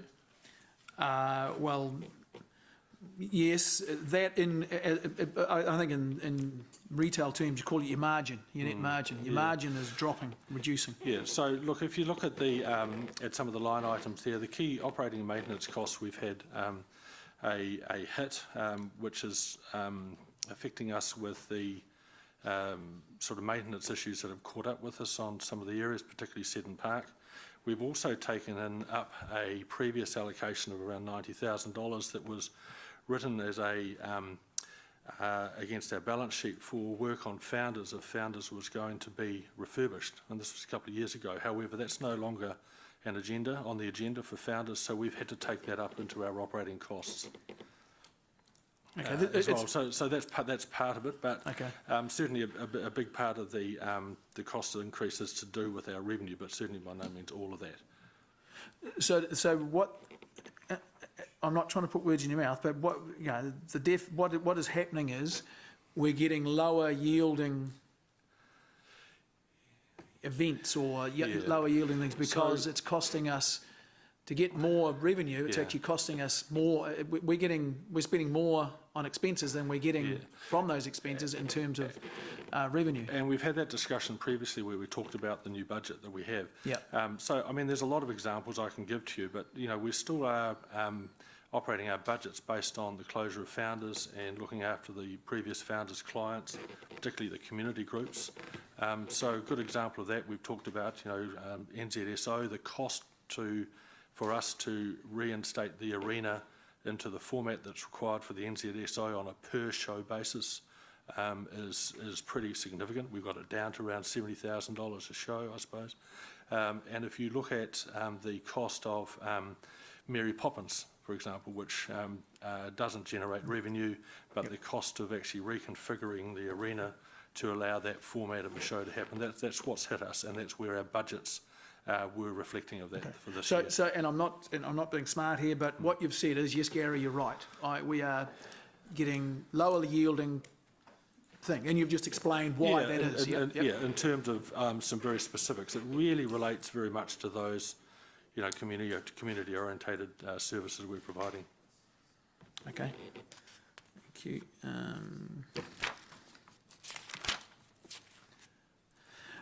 Sean, on page 96, paragraph 27, the second to last paragraph, maintenance, so just give everyone a chance to get there. Maintenance costs will continue to be a challenge this year due to significant upcoming major maintenance. Just what are the major things that you're detailing? Look, it is very much to do with is this the chiller the work that we've talked about previously to do with the replacement of the chiller and remedial work we've had to do there at FMG Stadium. Also, we have the lights at Seddon Park. That's been foreshadowed previously, and that really has been quite a bit of an impact on us. But Sean, the lights at Seddon Park, this is up to December. Has any of that work been has any of that work at Seddon Park come into the 31st December figures, or is that all going to be January, February, March? No, yes, it has come into these figures. There's been a little bit. There's not all of it. There's been a little bit more that we've had to do over time, but bearing in mind that that's a remedial action before the main capital works commence on that next year. Okay.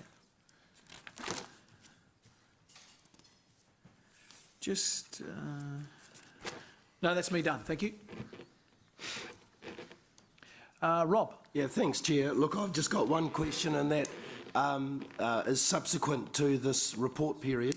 But I'd just like to ask a question around the Sevens and the work that was required to refurbish the Old Boys rugby ground and bring that up to standard so that it could be used as a training field prior to the games. Have you entered into discussions with the Old Boys Rugby Club? Look, insofar as what their obligations are to, I mean, this is another cost that Gary was referring to, which of course impacts on your budget. Yeah, look, it's not, to be honest, in the context of the total budget, it's not a hugely material cost. No, but it's another cost, though, isn't it? It's a cost all the same. Yep. But look, I have to get an update from my team to see where those discussions are at. I'm not sure if they've even met since the Sevens event occurred in terms of an arrangement to recoup the cost there. But I'm confident that we will do that. I mean, we're talking, from memory, $7,000 or $8,000, I think, that we were looking at.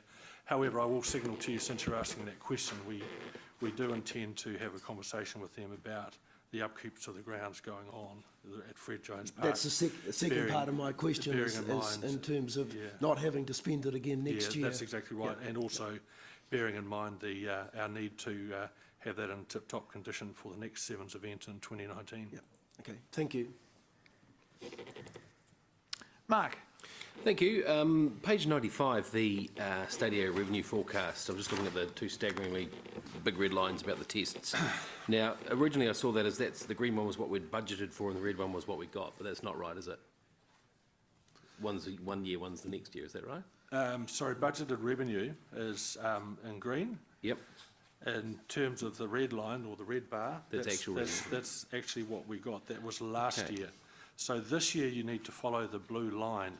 Yep. Okay. So where it's solid blue line, that's the actual result on our revenue against plan. and last year, and the dotted line is our forecasted revenue for the balance of the year. Okay, so why the big difference between the green and the red in those? Did we expect a whole lot less and got a massive amount more?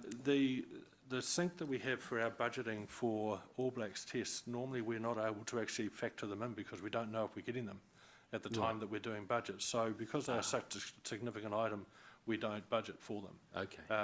Unless we know that we've got it committed at a time of a budget renewal or an annual renewal. So that's largely the. So you can't actually budget for them in case. No. Okay. So how far ahead do we find out whether we're getting a test? Because it's quite a significant number. Look, it is, and it has varied in the time that I've been here, but quite often it certainly doesn't match up with our own annual planning and rebudgeting. Okay. So it might, and in one case we submitted our annual budget, it was all approved, signed off, everything's locked and loaded, and we knew, a matter of a month later. But so it's just the way it goes. And are they really worth that much? They bring in that much revenue? Well, they bring in a lot of that revenue, but don't forget that with this revenue forecast here is, and when we talk about revenue, it includes the income we receive, and a lot of that income isn't just necessarily for us, it's also for our subcontractors who do work. So we pay that on, and that gets reflected in our cost of sales line. So it might be a big amount, but the net result is a lot smaller than that. Right, so we're talking about the amount we spend on extra seating and that kind of thing? No, we're talking about cleaners, security staff, other services that are required to be part, which is part of the venue delivery. So if the Sevens was on that, and I'm not asking you to stake your life on it, but what would that look like? Would that be way up there as well? Obviously, we can budget for it. Yeah, if the Sevens was, it's a slightly different model this year because we had a private sector partner doing a lot of the contracting directly themselves, so we weren't as close in the middle. But yes, on a revenue line, it would be looking up that a bit higher. Yeah. So they're worth quite a bit. Yeah. Okay. Thank you. Paula. Thank you, Mr Chair. On page 97, where we've got the bar diagram, be useful, just to side comment, be useful to have previous period shown in the same way, just to see visually the movement between the coloured classes here. Now, just looking at the business events, which are blue, business events, and that's across all the facilities in this graph, yeah? Yes, this is all of H3. All of H3, so yeah. So is there any drop-off? Are we seeing any drop-off on the use or exchange from one venue to another of the use of business space? Because it's bread and butter, isn't it? Yeah, it is, and it's that's the business that actually delivers good on benefits to the city as well. Look, we do treat our sales proposition for all of our venues as one offer, and we even include the gardens in that when we're in conversations with some clients. But yes, we have had a bit of a trend this current financial year where more business events we've been able to rocket into Claudelands. So there has been a bit of a shift there, but shift from stadium and gardens. Shift from stadium into Claudelands, but that varies. That depending once again year on year, it can change depending on the nature of the mix of business that's coming in. But certainly, operationally, we need to try and look at making as much efficiency as we can in terms of staff deployment and so forth. So if it makes sense for us to have more of the events occurring at the same time in the same location, we'll try and do that just to optimise our costs. Okay, and I'm not aware of anything. Is there any new competition in the business facility space that we're losing to? Not that I'm aware of directly. There's certainly some new small function venues, out in the countryside around that have grown up. The Zeelong facility is outstanding in terms of what they deliver there. So I'm not aware of anything significant if you're talking about locally in the region. And we're still, as we've talked for years now, waiting for the advent of opening up of the new convention centres in Auckland and Christchurch. Yeah. Wellington's gone by the wayside for the time being, so they're still some years away. So that's something that you have to factor into your future forecast, where the new spaces, because you're right, small spaces of kind of big business at the moment, aren't they? There's quite a few, yeah. Small. So I know we don't want to share anything commercially sensitive, and I don't think we will, but we put bids in for big conferences, and we were trying to secure a couple of big conferences maybe that would come back every couple of years, even if we could grab them. Any good news around, are we getting close to secure? There was one that was going to be quite enormous, and just one, I don't need you to name it, but are we making progress in capturing some of those big conventions/conferences? Yes, we are. The one that you're referring to that was really big was too big. At the end of the day, I mean, City, we couldn't handle it, but we can handle some sideline work that comes out of that major event where they have satellite activity, and so we might have some gains on that. But look, generally speaking, we... So do they go to Auckland, Christchurch? Nothing's confirmed yet on that one. Okay. But generally speaking, we are... we're converting quite well. We have quite a high conversion ratio on all of our quotations. So I think last track I looked at, roughly half of our quotes we win, which is quite a good conversion rate. We have been very successful at the larger conferences that we have had. They are very happy. They really, really like us and have been very pleased with the outcome of their experience with us and with Hamilton City. However, they always like to roll around different cities year on year, and so we do tend to get stuck in a bit of a cycle. So it might be every second year or every third year or whatever. There are some special instances where they come to us every year, like the Veterinaries Association, and there's reasons for that to do with the university and the Waikato, which is great. So look, we're doing okay. I'd think one of the last lines I put in this report, though, is we've got really good penetration in the Waikato at the moment. We've got a really, really good uplift of business, but I think we do need to work harder in the Auckland market, and that's quite a focus for my team right now, is to relaunch ourselves in the Auckland marketplace. It's a very competitive place to be, but it is where the bigger business is, and it is where the overnight stays come from. So we need to, I'm certainly signalling that we recognise the fact that we need to do more in Auckland to get business. I was going to ask about that. That is Auckland, but then especially as their biggest new centre hasn't yet been built, so it's been a bit slowed down. But also the international market, Sean, in terms of, because we have, what is the hotel issue? I'm just wondering about how that still sets the need for more high-end accommodation. In terms of the hotel issue, it is still our Achilles heel. It is, without a doubt, we do lose some of the big conferences that we pitch for because of a lack of hotel inventory, and it's a really, really serious issue for us. And we certainly saw that in the Sevens. And we are working on that, and I'm in regular contact, and I know other people around this table are also in regular contact with potential opportunities there. In terms of the international markets, Australia is really the only international market we get a bit involved in. We do participate jointly with Tourism New Zealand and Hamilton Waikato Tourism and work that they do in those two markets to get ourselves out there. We are very visible in terms of collateral material, online visibility, and everything else in that market, and everything that Tourism New Zealand are pushing in that sector. But we don't have the resources and, frankly, the budget to actually be in the market directly, going around knocking on doors. We just simply are constrained on that sort of funding. So we're leveraging ourselves in there as much as we can, and I'd like to think we have a few successes. We've had a couple of conferences out of Australia where we've been able to counter Auckland, but it's been as much to do with the weakness of Auckland with their pricing. But it is a market that is challenging for us to tackle because of our resources. So final question then, in respect to working with the region at a regional scale through Waikato Tourism or whomever else, is there some opportunities there? Because here we are in the heart of the Waikato dairy, farming, innovation. Would like to think that we could get some of those topical kind of conferences. And Asia would be a reasonable market for us because they do enjoy coming to New Zealand. Look, if you actually look at the mix of the types of larger conferences we're getting, they are exactly the type you're describing. And so we do actually tend to attract a lot of the stuff to do with agriculture, technology, agri-tech, veterinary sciences, environmental controls type organisations and that. So we actually do get a large contingent that actually sort of fit our place, if you like. So I do believe we're leveraging quite well there. Asia, yes, it's a big market.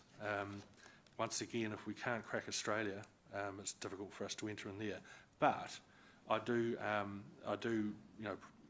sort of acknowledge that Tourism New Zealand have been particularly helpful with us in terms of making sure that our proposition and our venues are at the forefront of all of the work that they do in those markets, and they are quite active up there. But in terms of us being able to be directly active or even contribute a bit of cash or a bit of money towards any work that they do, we're restricted. Thank you, that's been very helpful. And tongue-in-cheek, I look forward to the day we can nab off Melbourne a livable city conference, because we'll be so good. They can come to us instead of Melbourne, that'd be lovely. Thank you, Paula. Ryan? I'm on? Yeah. Is a red light turned on? Yes. Yep. Great. Just in regards to, I'm curious as to margins. So when we get those peaks with All Blacks games and the Lions, obviously operating costs will go up to some extent with that.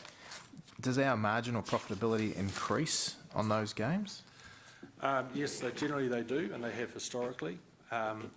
The margin that we get varies from one type of an event to another, but there are some activities where I would say we would make a super profit on a single activity, but there's a lot of activities where the margins can be slim. There's also a number of activities that we undertake, despite the revenue lines, and obviously we offset it with the costs, that we do so for a bigger picture as opposed to just the straight financial return. So a good example of that has been the Sevens, which has just occurred. So we provided our venue free of charge for that event. Now we will make a little bit of money on that event as a result of some commercial arrangements we have slightly offset to the side on that. But there are a number of times when we will actually depreciate our margin or our earning opportunity in order to gain a bigger picture outcome for the city. That equally applies to some conferences. So if there's a major conference, so we had one of around 800 people last year that were here for 4 nights or 5 nights, most of them. And so because of it was a very competitive bid, but because of the length of stay and the number of people that would be in the city for that period of time, and the broader benefit, which is part and parcel of the original investment council or the council of the day made for these venues, we actually did soften the blow a bit to get the business here, because with a slightly bigger picture head on. Are there any big All Black games or similar in the horizon? No, there's nothing happening for us this year at all, and next year we have 2019, which is Rugby World Cup, so there'll be nothing in New Zealand at all. We are currently in discussions, or about to enter into discussions with NZ Rugby for 2020 onwards, and but they're just reviewing their tender process. They've sought input from ourselves and other cities around the country or that have stadia of sufficient size, and that tender process will be coming up shortly. It will be highly competitive and probably a much tougher process than what we've had up until now, I suspect. Given that most of the stadia are subsidised effectively, are we accelerating losses with founders in a defunct position, or is it actually conserving funds by not having that theatre in place at the moment? In terms of, if I could just go to the first part of your question, you're saying accelerating... As in founders is not operational at the moment. Right. Is that costing us more money, or is it saving us? It actually is saving us money. However, the operationally, we have virtually no cost whatsoever. I certainly signalled before the reallocation into an operating expense of what we thought an item could be capitalised from some expenditure a while ago for founders. But operationally, absolutely, we've got no ongoing cost. There's pretty minimal security in that. But big cost still occurs because we're still writing down the asset, in terms of depreciation, and there's a bit of interest charge against it. And so the bulk of the cost related to all H3 venues is actually below the operating line. So founders, yes, we still have that asset write-down provision that's still going through, but operationally, no, there's savings.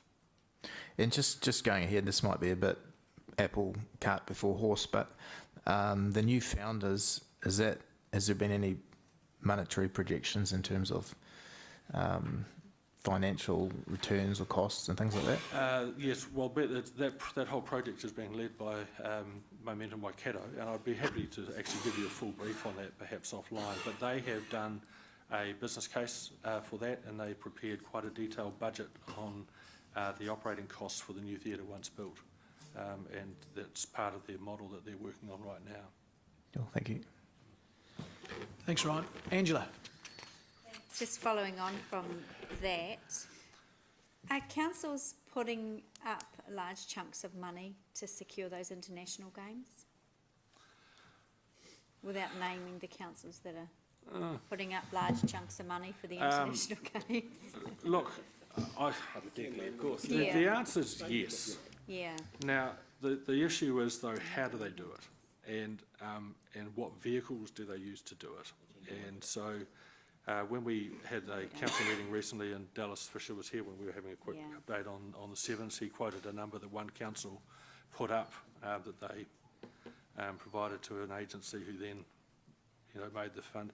I think this is a vexing issue for all councils. Some councils who have a high degree of energy and interest and passion and parochialism, if I dare use that word, tend to put the money out there because it's a big uplift for their city.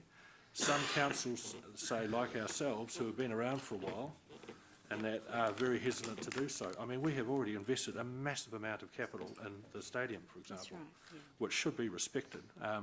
But having said that, it's an open market, it's a free market situation, and competition's sort of rife. So it's a very difficult thing for us. And Rugby NZ are a business. There's no doubt about that. So it's a challenge. It's a challenge. But we have been rock solid in our position that we try to cut a good deal for rugby and a good deal for us through the nature of how we can do so without putting cash up front or without taking on risk. And the Sevens has been a good example of that, and a couple of the recent tests that we have had with All Blacks, we've been able to demonstrate that we can find a slightly different model to the norm, but it will keep getting harder. In terms of the past, we used to have quite a few events like motocross and crusties and and obviously we have to tie those in for when the field needs to be reseeded and things like that. Is there anything like that on the horizon, Sean? Yes, there is. We are talking to one major event, which we were exactly what you just said, where we would try to slot it into when we have a full refurbishment of the grounds at FMG Stadium at the end of the season next year. So we're actually in discussion with that operator. It's difficult because they do intend having a season in New Zealand, but it doesn't quite fit our timeframes that we need to work to for the thing there. Nitro Circus, yes, we're in discussions with Nitro Circus. They're coming back, not confirmed, but they're coming back to New Zealand. We haven't had them on their last tour because they changed their entire format. They decided to go to small cities, and they didn't view us as a small city because we've always over-delivered in terms of filling up the stadium for them. But they did a whole different format which actually didn't suit our venue and our scale. So they're coming back, and their new format or revised format will fit into FMG Stadium very well. Because it'll be much larger than what they've been doing the last couple of years. We're also in discussions continuously with other events. I've got a personal goal of getting a rock concert into FMG Stadium one of these days, and we are continuing to work that hard, but you'll appreciate there's quite a lot of extra costs involved to do that. So to protect the turf, for example, it's $90,000 just to lay down that plastic matting over the whole field. So, and we don't have that sort of budget or money, so we've got to find the right commercial deal, the right opportunity, the right number of people, and having confidence that we can get 30,000 people into that stadium, before a show promoter will really jump. But they are a lot more interested in us. We had a number of promoters join us at the Sevens, and we showed them a few of the things that we can do, and also the new model that we were applying in terms of the broader festival activity. And since that, we've actually had a lot more open conversation with some. So who knows where it'll go, but we're trying hard. We're really working hard. And in the same context with Seddon Park, because was it In Excess were there many, many years ago? Yes, that's right. It was a great outdoor sort of theatre and sound for that, and that went off really well. Yes, it looks the same. Yeah, and I'm sure you're working really hard on that. In terms of current barriers for us securing conferences, you touched on some of it with Councillor Southgate, and we all know it's been a hotel for years and years and years. Are you resourced, Sean, in terms of staff to be able to go out and chase these? Because it's all about relationship building, isn't it? Yes, it is. And you've asked me this before, and I don't like to sound as if, poor us, we don't have enough resources to achieve things, but we are doing our best, and we are rejigging staff continuously so we can be out there a bit more often. I have a concern that some of our sellers are spending too much time in the office at the moment, for example, and they're just taking inquiries and writing quotes out. So look, yeah, it's tight. It's really, really tight. But I think we do well for what we have. But we can do better, can't we? I think so. But my number one priority, in terms of my wish, is another hotel. I need a hotel. Yeah, we do. And it's as simple as that.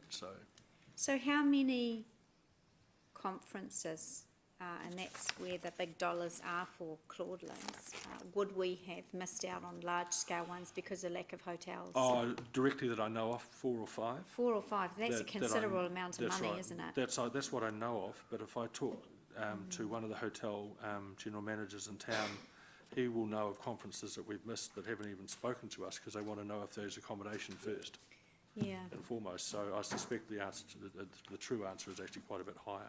So they're still, in spite of us not having the beds available, they're still looking to Claudelands as a premium event. Absolutely. We have got an outstanding, and it's me saying this, but we've got an outstanding reputation in the business in terms of both what the facility offers and our service and support and the delivery and the reputation that we've got. So we are really in good space there, and I will say, and I know I'm an outsider to Hamilton, but Claudelands is the best venue of its type on a single site in this country, and our clients know that. They absolutely know that, but there's other issues that make a decision on where people go. Okay, thank you. Thanks, Sean. Thank you, Jeff. Thank you, Gary. Just bear in mind, and I'm not trying to stop anyone's questioning, but this is a report on what happened before, and of course you're going to leap forward and say, well, this is historic, but we're just kind of getting a little bit blue sky here. Gary, this, with your indulgence, this is a little bit blue sky, but I'll make it quick. Oh, God. It's just following on from Councillor Hamilton's very good questions there. In regards to the regional theatre, can I just ask Sean and or the CEO, what will be the next opportunity where this council will get detailed financial information on the regional theatre project, including projected construction costs and projected operating costs, given the scale of this project and the importance? From memory, I think we're due to come back to you again in May with all of that in terms of what you've talked about in May or early June. The phase 2 that we're in right now is doing the first cut detailed design, and I was part of the panel meeting yesterday with the architects and engineers and a whole host of other people, and they are now in a position where they can lock some of that down, and also they are going to do a total recast of the build budget as a result of their phase 2 design work, which is part of the regular process that we've explained to you previously. So we will get that, as I say, probably by around May, I suspect. It might be before if we can. I'm actually going to see some pretty detailed drawings finalised later in March. So they'll be coming back then to ratify if the budgets are all intact. We've already had you've already seen in a previous presentation that we did the business case study and the work from Deloitte's in terms of the operating model and the operating costs.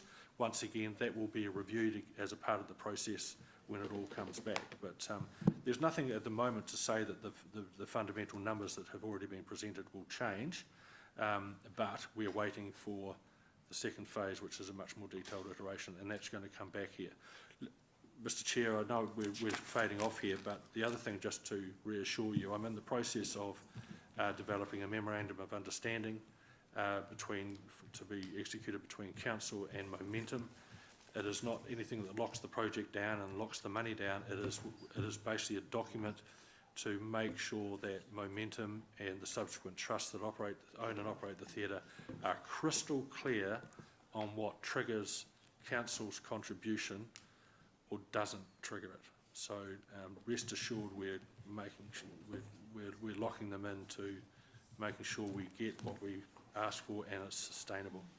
Thank you, Sean. Can I just say, given the scale of the project, I have concerns about waiting for as far away as May for that. I don't know if there's any support from other councillors, but I would actually like another update before that time, and I don't know if it's possible in a workshop or something like that, but I think given the significance of this, I would be really keen for a discussion earlier than that. Can I suggest we look for March, some mid-March for that? I'm happy to do that. A briefing slot, Sean? Yes, I think a briefing would be good. If that suits others, that would really suit me. Yep.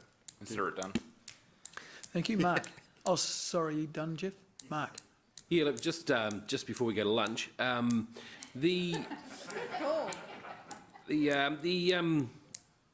what would it look like if H3 was to run eyesight? Like, can you see? Okay. Well, eyesight reports into me, so so H3 is one of my operations. Sorry. You wouldn't notice the difference, Mark, because it already happens. Eyesight. So yeah, look, it operates standalone, but it has a very different function and very different skills and very different outcome to what H3 actually does. I already integrate some of the marketing and support service that eyesight requires and I use H3 resources to do that in a few areas where it sort of makes sense to do so, but it is a very different beast, and certainly there's no co-location, there's no sense to having a co-location of eyesight and the H3 operation, because, you know, the H3 offices, you know, we're sort of hidden in the middle of a park somewhere. So, and the nature of eyesight will always need to be where visitors go to. We've got some efficiencies running at the moment, which I just do under my management or leadership hat, but I don't see them necessarily being totally merged. So because of the differences in what they do. All right. We do deploy eyesight staff from time to time where we have big events. So when we had the Lions tour, we had eyesight staff deployed for some of the city activation work. We had them deployed to help us with the motorhome campsite that we established. They actually ran that for us. Right. So we do use them from time to time for a range of different things when they've got capability or capacity and it fits. So would you prefer that they were continued or shut down? We're going through a review process that get in place before Christmas. In fact, I'll do an update note to everyone. Because we've appointed an independent consultant to lead that process and dovetail into a couple of other eyesight reviews around the country. So that's underway right now, and I've got an open mind. Okay. Same here. Sean, just on that, sorry, Siggy. And during the year plan process, and there was a resolution put out that we close down eyesight, I think, or send it out to private sector. I think it was to give it a 6-month stay, I think. The proposal in the 10-year plan was to close. So is that what you're doing? That failed. So are you going ahead? We're doing the review. We're doing the review. And that dropped out of that 10-year plan discussion, did it? Correct. But we are programmed to come back to you in June, if not earlier, with the consultant's report and suggestions of you know, an alternative modus operandi. Okay, thank you. Siggy. Mr. Chair, look, it might not be, might be outside of your jurisdiction here, Sean, or maybe not. That's why I'm asking. I ended up in a meeting, which I do sometimes. I have no idea how I get there, but with the and I think it was the design panel, and they talked about a possibility of a hotel, brand new hotel on the north, towards the northern end of Victoria Street, and I mean, what are the opportunities here? I'm sorry. We're just getting, we talked about blue skies before, but we've just gone way off the track now. I just wonder what happened to it. I don't know. Look, okay, offline. Okay, we just. Don't worry. Don't worry. Sorry, I'll ask somebody else. It's just. I think that's quite. Yeah. That's sort of outside of where we're. Mr. Chair, just 2 seconds. I think if we're going to be bringing in a briefing on H3, it might be an opportunity just to re-brief council where we're at from a hotel point of view as well. We'll bring something to discussion, Councillor Siggy. It's a good question, but probably not for this platform. Awesome. And there's a few of us starving. Oh. And Andrew's clearly not hungry. Sorry, Siggy. You right with that? Okay. Andrew. The H3 report being done by an independent group in conjunction with the eyesight review in conjunction with other eyesights around the country. The resolution from council was very clear that you needed to come back with a report to show how eyesight would break even. So is that the... That's the brief that's been given to the... they've got a copy of the resolution, and it's a very clear brief. So who are they? I'll send you the information out actually as an elected member alert. I actually meant to do it this week. It's Rob McIntyre, who's based out of Wellington, similar reviews for other councils. And led to some redesign. So he's got a big background in this whole area. He's programmed in to meet with you at some stage as well. Has he been given the council resolution? Yes, he has, and he's been given a full brief from me. And he understands that this council wants on that resolution? Yes. At the way that resolution was written? Look, he understands the resolution and what you want to achieve in terms of a break-even. His job will be to tell you how to make it break-even and if it's possible to make it break-even. But the resolution was to a motion. The motion was to actually shut eyesight down and move it into reception downstairs. And then an amendment came up which councillors supported, which clearly said we want a report back on a break-even, not... We already have a solution, which is a tourist information centre downstairs that staff are happy to and believe that they can work with and make happen. And the resolution came forward to come back with, instead of that, which is a break-even proposal, to come back to us within 6 months with a break-even proposal.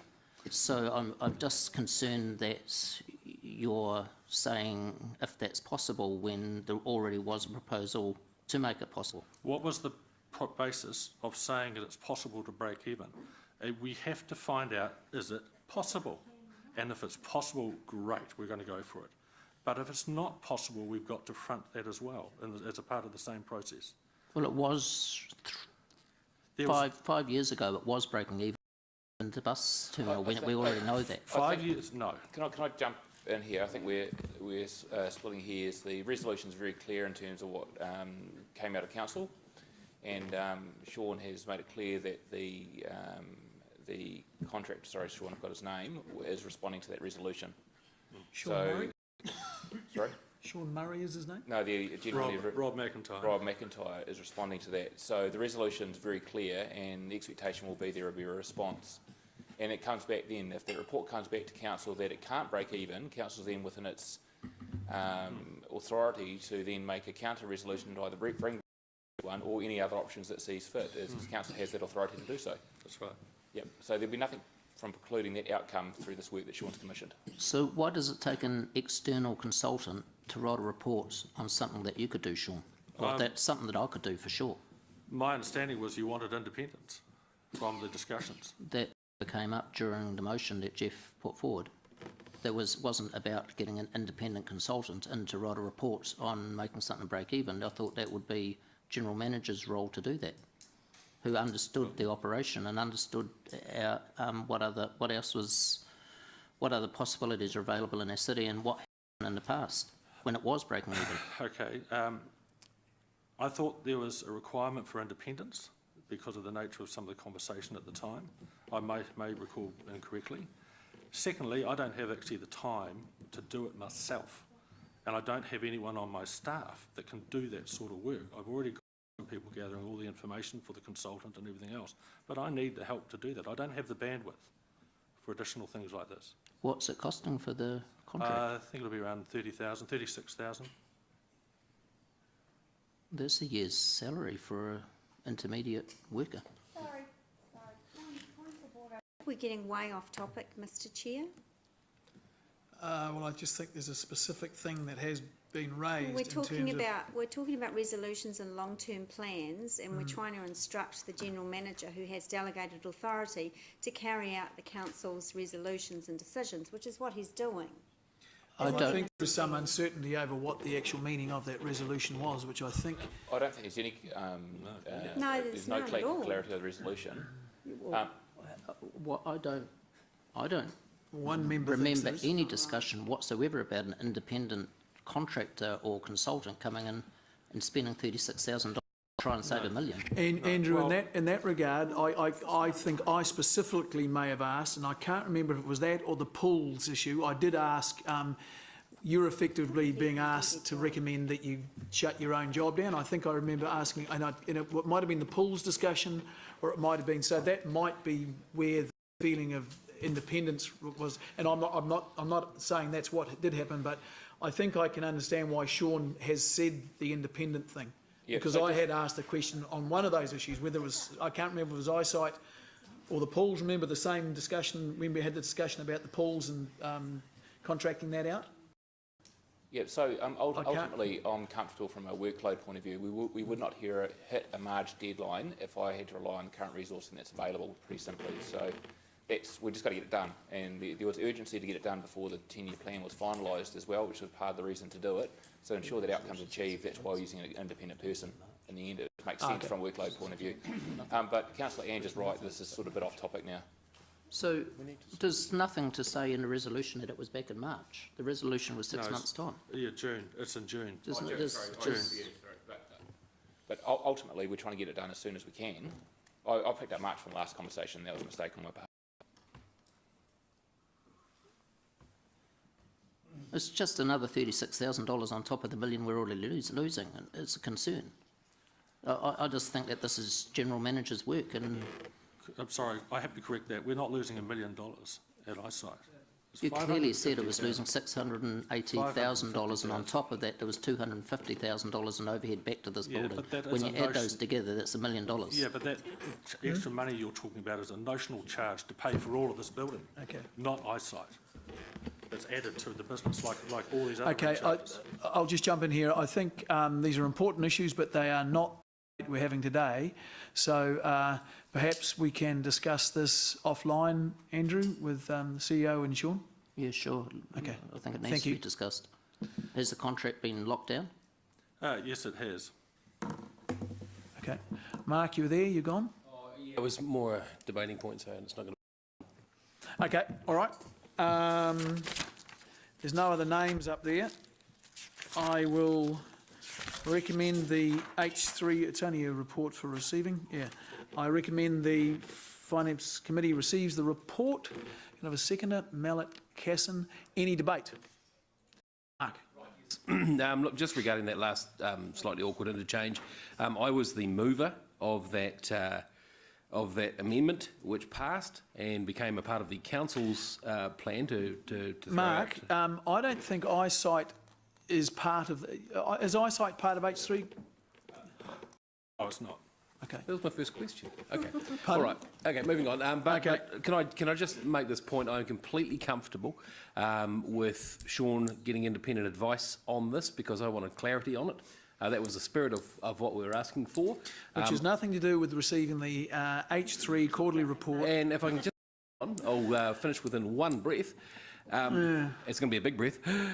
And that is that I want the best possible information. So I find it verging on bullying, charging down the staff's throat when we throw money at far less relevant things for a great war.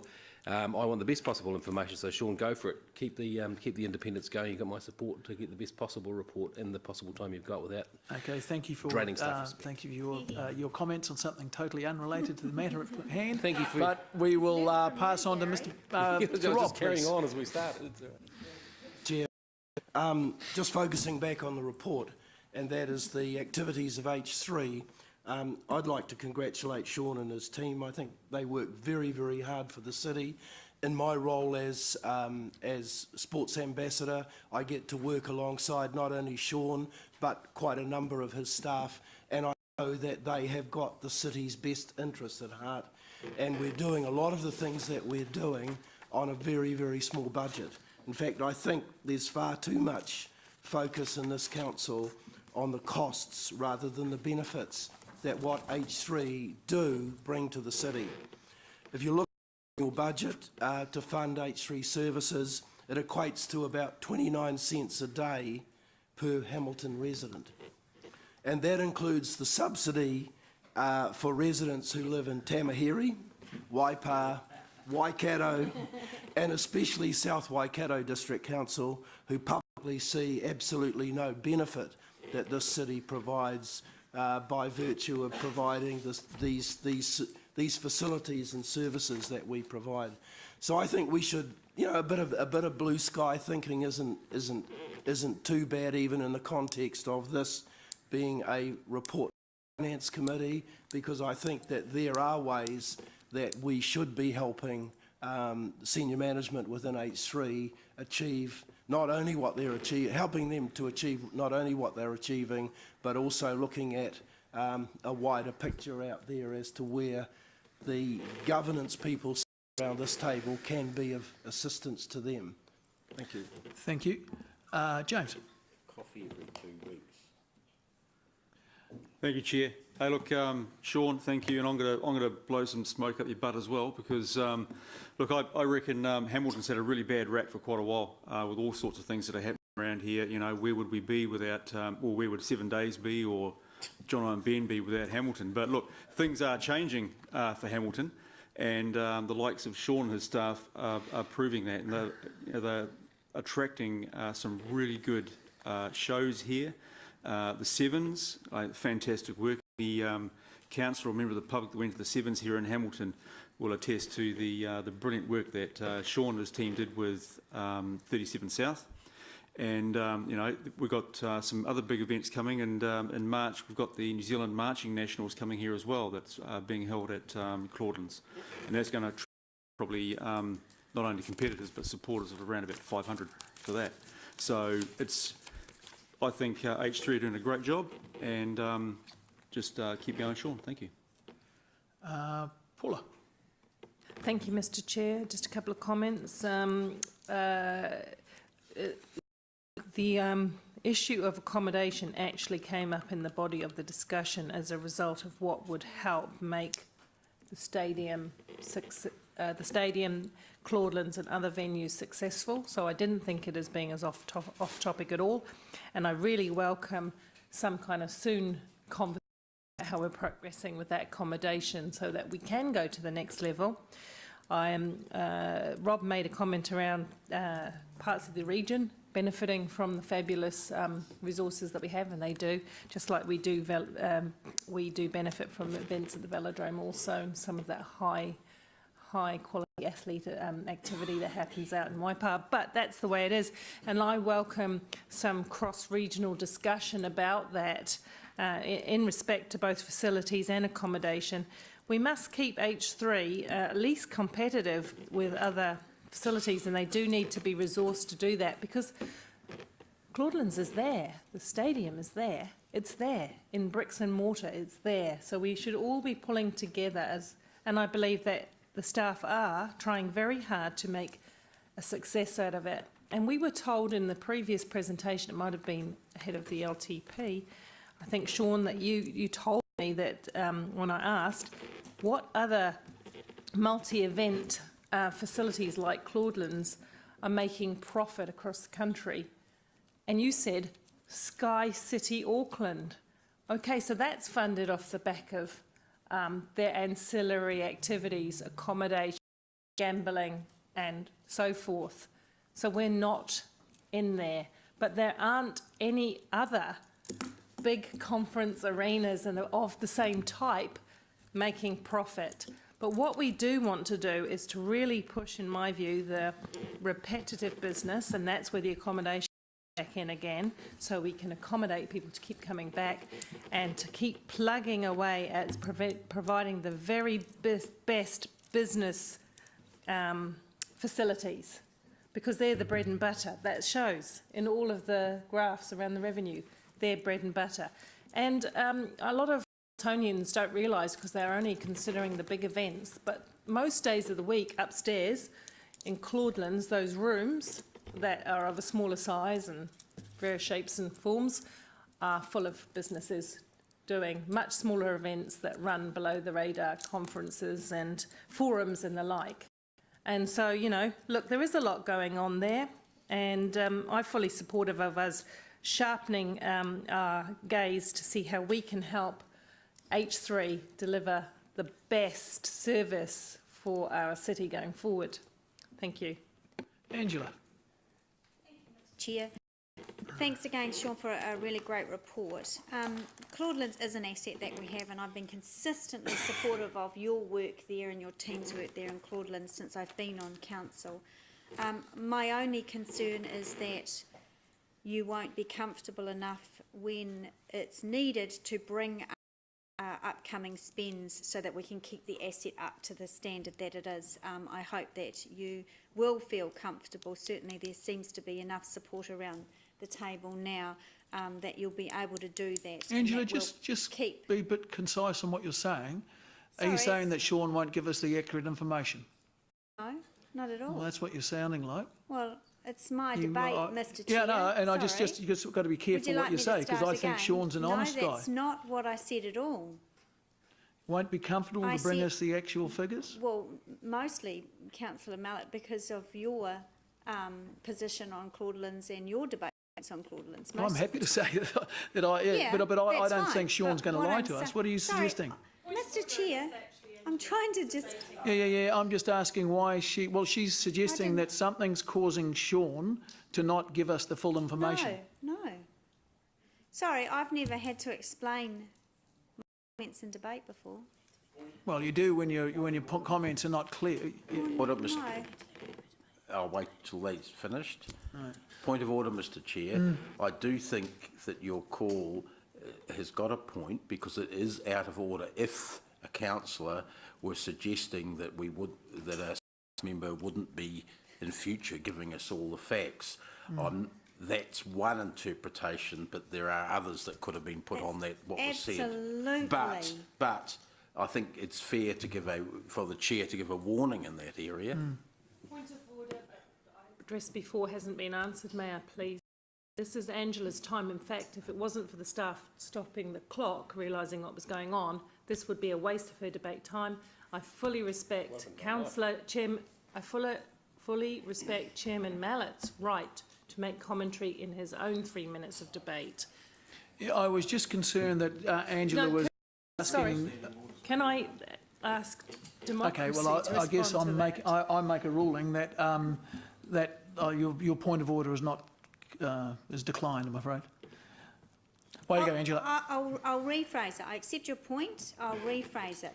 What my message to Sean is he has had a tough call as General Manager of H3 over the last few years, and possibly not felt that he's had enough support from elected members. And there is a risk there that if we need to keep that asset up to a certain level of the city now, and it's a community asset.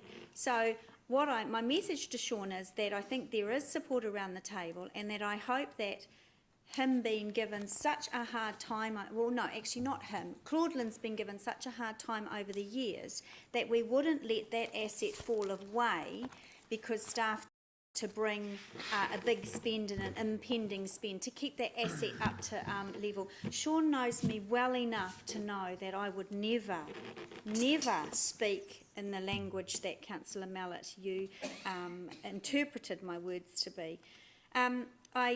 Councillor Casson, I support what he said, and Councillor Pascoe as well, and we do have some good events coming, and so I will end this with a plug for the National Ballroom Championships in October. Andrew.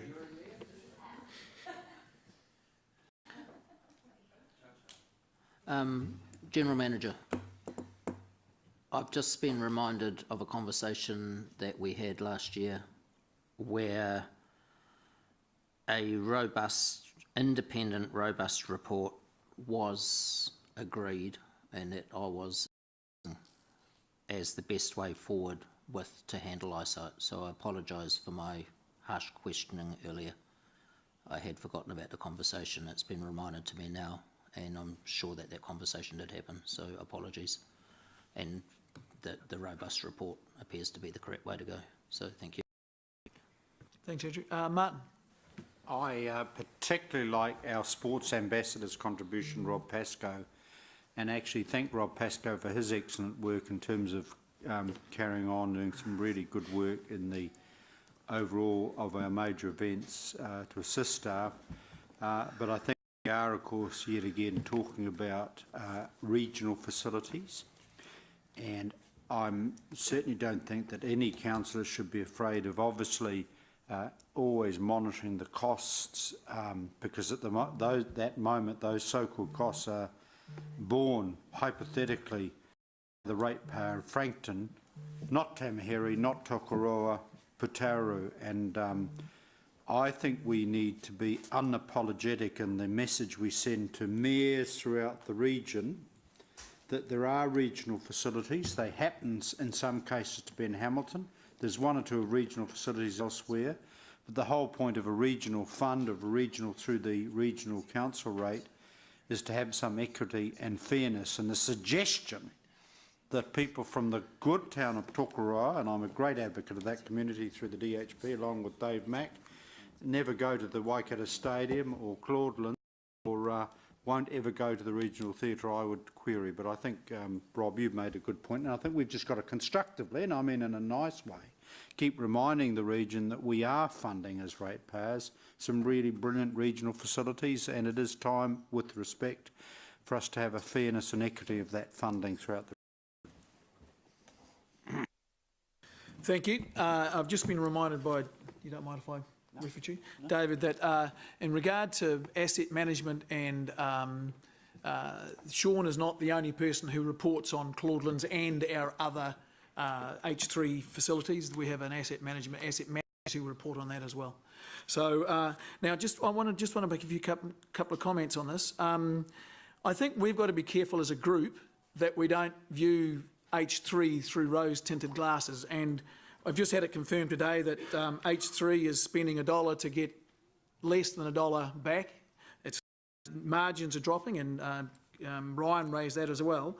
And Sean has been crystal clear over the many years that he and I have clashed over this thing. I don't know if we clash, but has been crystal clear to say that there is competition all around New Zealand. Today he talked about some councils that are prepared money to, and I don't know what Richard's doing up there to help him out, that other councils are spending money to compete against us. This is a tough blimmin' market, and I think that we, as the people who are responsible for the spending of other people's money, our ratepayers' money, need to look at this thing through crystal clear eyes, not through rose-tinted glasses.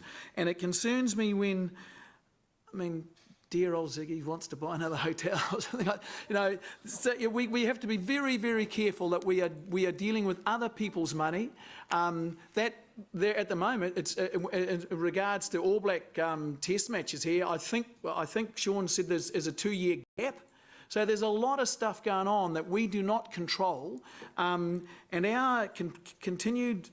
And I don't want to be cruel the way I say this, but I just think our job is not to protect Claudelands. Our job is to objectively, Claudelands and the H3 program, our job is not to protect it or to cuddle it or to promote it. It is to objectively look at its performance and try and improve its performance. And I'm the guy on the extreme who thinks, I don't think the performance can be improved sufficiently.